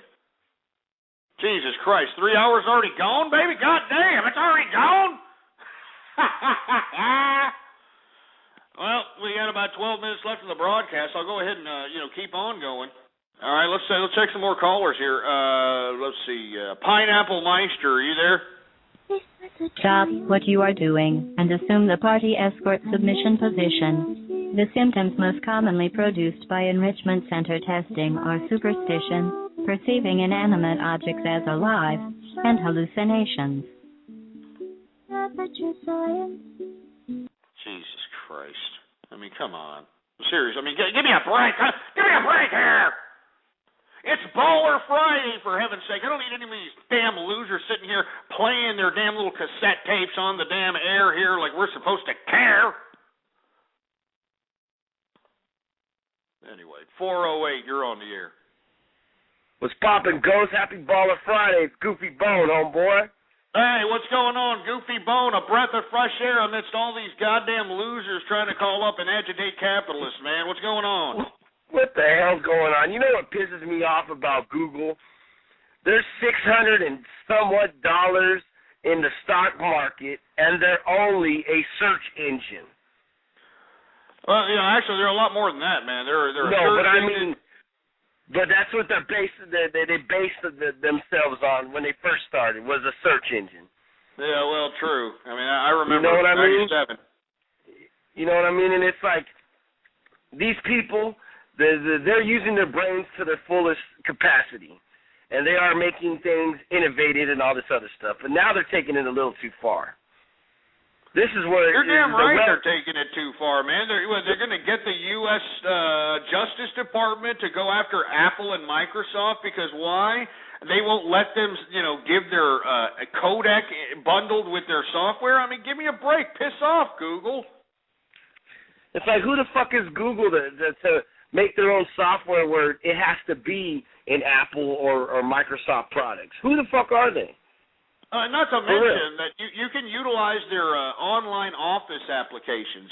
Google has a whole bunch of online office applications. So if you happen to not have Microsoft Office, they have these products that you can use over the internet for free and actually download in doc format and Microsoft and Apple formats. And do you see Microsoft and Apple pissing and moaning about that? Absolutely not. It just makes me sick to my stomach that, you've got Google. They are trying to monopolize every sector of the tech industry. And for them not to have a corner on this market, they sick the U.S. Justice Department on Microsoft and Apple. And I think that everybody should be concerned about Google at this point in time. That's why I've been saying not only to be concerned about what they did in Egypt, but what they're doing now. No, but I mean, who are they going to send as a representative? Whale Ghanem, this fucking little idiotic nerd that rallied the whole fucking state of Egypt and all these other fucking places to go haywire and start a revolution that didn't even. What did they? What's the revolution? What is it? They fucked up their town. They just put the damn military in power, and now they elected some makeshift prime minister. And let me tell you, this same military that took power in Egypt is allowing Iran to go through the Suez Canal. That's why Secretary of Defense of America, Robert Gates, sent two naval warships out there to the Suez Canal because we don't know what's happening out there. We don't know what side the Egyptian army is on. We know that the Islamic Brotherhood or the Muslim Brotherhood is trying to take political power out there. I mean, this could have repercussions for global proportions, in my opinion, man. I think it's scary. It's a scary time to be living right now. But you know what, Ghost? In the long run, as long as you're a capitalist, you're going to survive. These people that are playing with their widgets and all that, I know what you're talking about. I got a couple of these friends on entitlements, sitting on their asses, drinking beer all goddamn day, but they're there with a flat screen TV. Their couches they got at the Goodwill. Their bed's got like 3 holes in it where it's on 3 legs, not 4, but they got their flat screen TV. They got their widget. They got their iPhone. You know what I mean? And it makes me sick. It's like, get off your fucking ass. Are you really seriously think you're somebody because you have an iPhone? For real. They do, man. That's the thing. They actually think that there's something, for Christ's sake. You actually see the so-called Poe in America, and it doesn't matter what it is, white trash, ghetto trash, barrio trash. It doesn't matter. These idiots are actually keeping the tags on their clothing to show off how much they paid for it. I mean, this is a new trend. Have you seen this? I hate these motherfuckers with hats with their price tag on it. Like, hello. Well, one time I ripped it off this one brother. His name was Tyrone. I ripped it off his head. I was like, hey man, you forgot to take your tag off. He's like, no man, that's the style. And I was like, what kind of style is that? Looks like you just freshly ripped it off, man. What the fuck? But I mean, I'm not joking. They're actually not just caps, man. They're throwing them on the shirts. I saw some idiot with an Ed Hardy shirt with an $85 price ticket on it, and I'm looking and I'm like, are you trying to get attention? And you know what? They are, man. They are. We were talking about this earlier about how kids that are actually young people that are between the ages of 15 to 24, 30% of that age group are now virgins.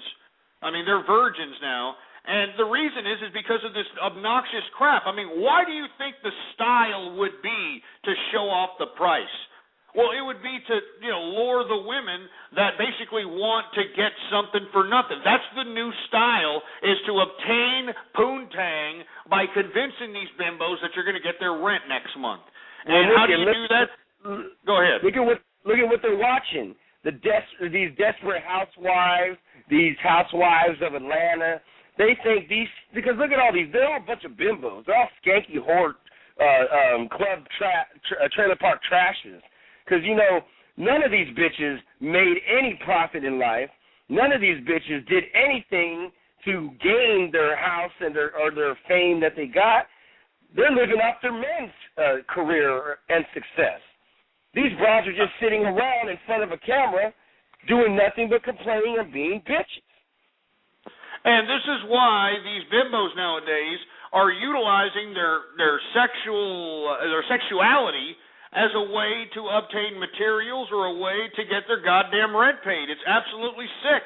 And this is why you're seeing guys actually keep their Ed Hardy price tags on while they're wearing their clothing. They're keeping the clothing tags on so they can show off to bimbos, hey, let me tell you something. I paid $80 for this shirt. Maybe I'll give you $80. Maybe I'll pay your rent. And let me tell you, that's the bait now for bimbos. That's the bait. You know what, Ghost? I'm a capitalist and I make money, so I'm over here rocking a $572 Louis Vuitton belt. But I'm not over here showing it off, trying to be somebody.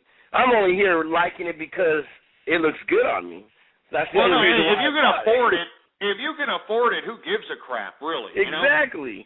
But I mean, if you can afford that with their price tags on, I'm not walking around with the receipt in my goddamn hand showing bitches. Oh, look at this. Look at this. No. This is me. This is, I don't have to show it. I throw it around and I treat it like a piece of shit, like any ordinary belt. Sorry, I'm a little bit buzzing, but. No, hey, Friday. Cheers to you. Cheers to you, Ghost, because I'm drunk already. But no, man, don't worry about it, man. It's Friday. It's Baller Friday. It's the way it should be, man. Yeah. Oh God, Ghost, I didn't even look at the time. You better cut the show. I gotta get out of here. Yeah, we got about 3 minutes left, man. Hey, but thanks for calling in, Goofy Bone. Do you want to plug anything or give any shout-outs? Yeah, I want to give a shout-out to M Fung Media, and I want to give a shout-out to Jack in the Box, where they have 2 croissants for $3. Go out and get them. Believe me, they're good. Everybody have a good weekend. Have a good weekend, Ghost. All right, man. You have a good weekend, too, man. You kick back and don't get in any trouble, man. I'll try not to, but I'm Mexican. It tends to come with me. All right, man. You take it easy, man. Anyway, that was a little bit of Goofy Bone up in here. Let's take one more caller, and then we're out of here. Well, actually, there aren't no more callers. This is 715 Bastard, but I'm not going to answer his fruity ass because he sounds too fruity. So anyway, folks, I want to thank everybody for tuning in with me. We've got 2 minutes left in the broadcast. Once again, add to your favorites or your bookmarks blogtalkradio.com/ghost.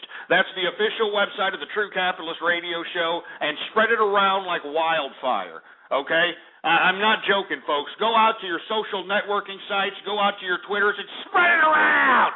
Spread it around, for Christ's sake, folks, because let me tell you, I do not advertise this broadcast. This broadcast is pure word of mouth. You're talking about digital culture at its purest right here. And I depend on you to go out there and spread the word, let everybody else know that we're capitalizing over here. We want to see more capitalists worldwide. blogtalkradio.com/ghost is the link to have them follow. All right, no BS, man. I'm asking this as a favor from me to you. If you've made some capital, if you've made some money, if you appreciate the commentary, whatever, just spread it around, all right? That's all I'm asking. Not to mention, folks, that I do have a blog. Ghostpolitics.blogspot.com is the official blog of the True Capitalist Radio program. And, of course, the official email. If you happen to want to contact me personally, the email is ghostpolitics@yahoo.com. Anyway, folks, I want to get some shout-outs before I leave here. American Citizen, what's going on? Cannabis Monk. Sereno is in the house. Debbie Daly is in the house. Future DNB, what's going on, my friend? Jeannie Santorini. Goku, what's going on to you guys? Who else we got here? Jawowski. We got my kids. We got Moxie. We got Roddar. We got the Sacramento Joker, Tech Guy, and Tupac Shakur. Tupac Shakur is alive, baby? Oh, man. It must be me against the world, then. What's up to everybody? Spread the word, and don't forget that we also have a channel on YouTube. That's right. The YouTube channel is Ghost Politics. Anyway, folks, I want to thank everybody for tuning in with me. I'm going to be here, same place, same time, Monday through Friday, 4 to 7 p.m. Central Standard Time is when I broadcast. 4 to 7 p.m. every Monday through Friday. So spread the word, and I want to see you here live. Anyway, I'm out of here, folks. Long live capitalism, baby, and happy Bowler Friday. I'm out of here. Let's go ahead and roll out. Let's get out of here. Let's get out of here. You've been listening to True Capitalist Radio. The thoughts, views, ideas, comments, and opinions of the host of this show are absolutely his. Catch more live episodes Monday through Friday from 3:30 to 6:30 Central. Or check out archive shows at blogtalkradio.com. True Capitalist Radio. That's it. Boar's Head is bringing a slice of Japan to the deli. Introducing Boar's Head Ichiban Teriyaki-style chicken. Tender, slow-roasted chicken breast, coated in our signature teriyaki glaze, where ginger, garlic, and a hint of brown sugar meet for a flavor that's both sweet and savory.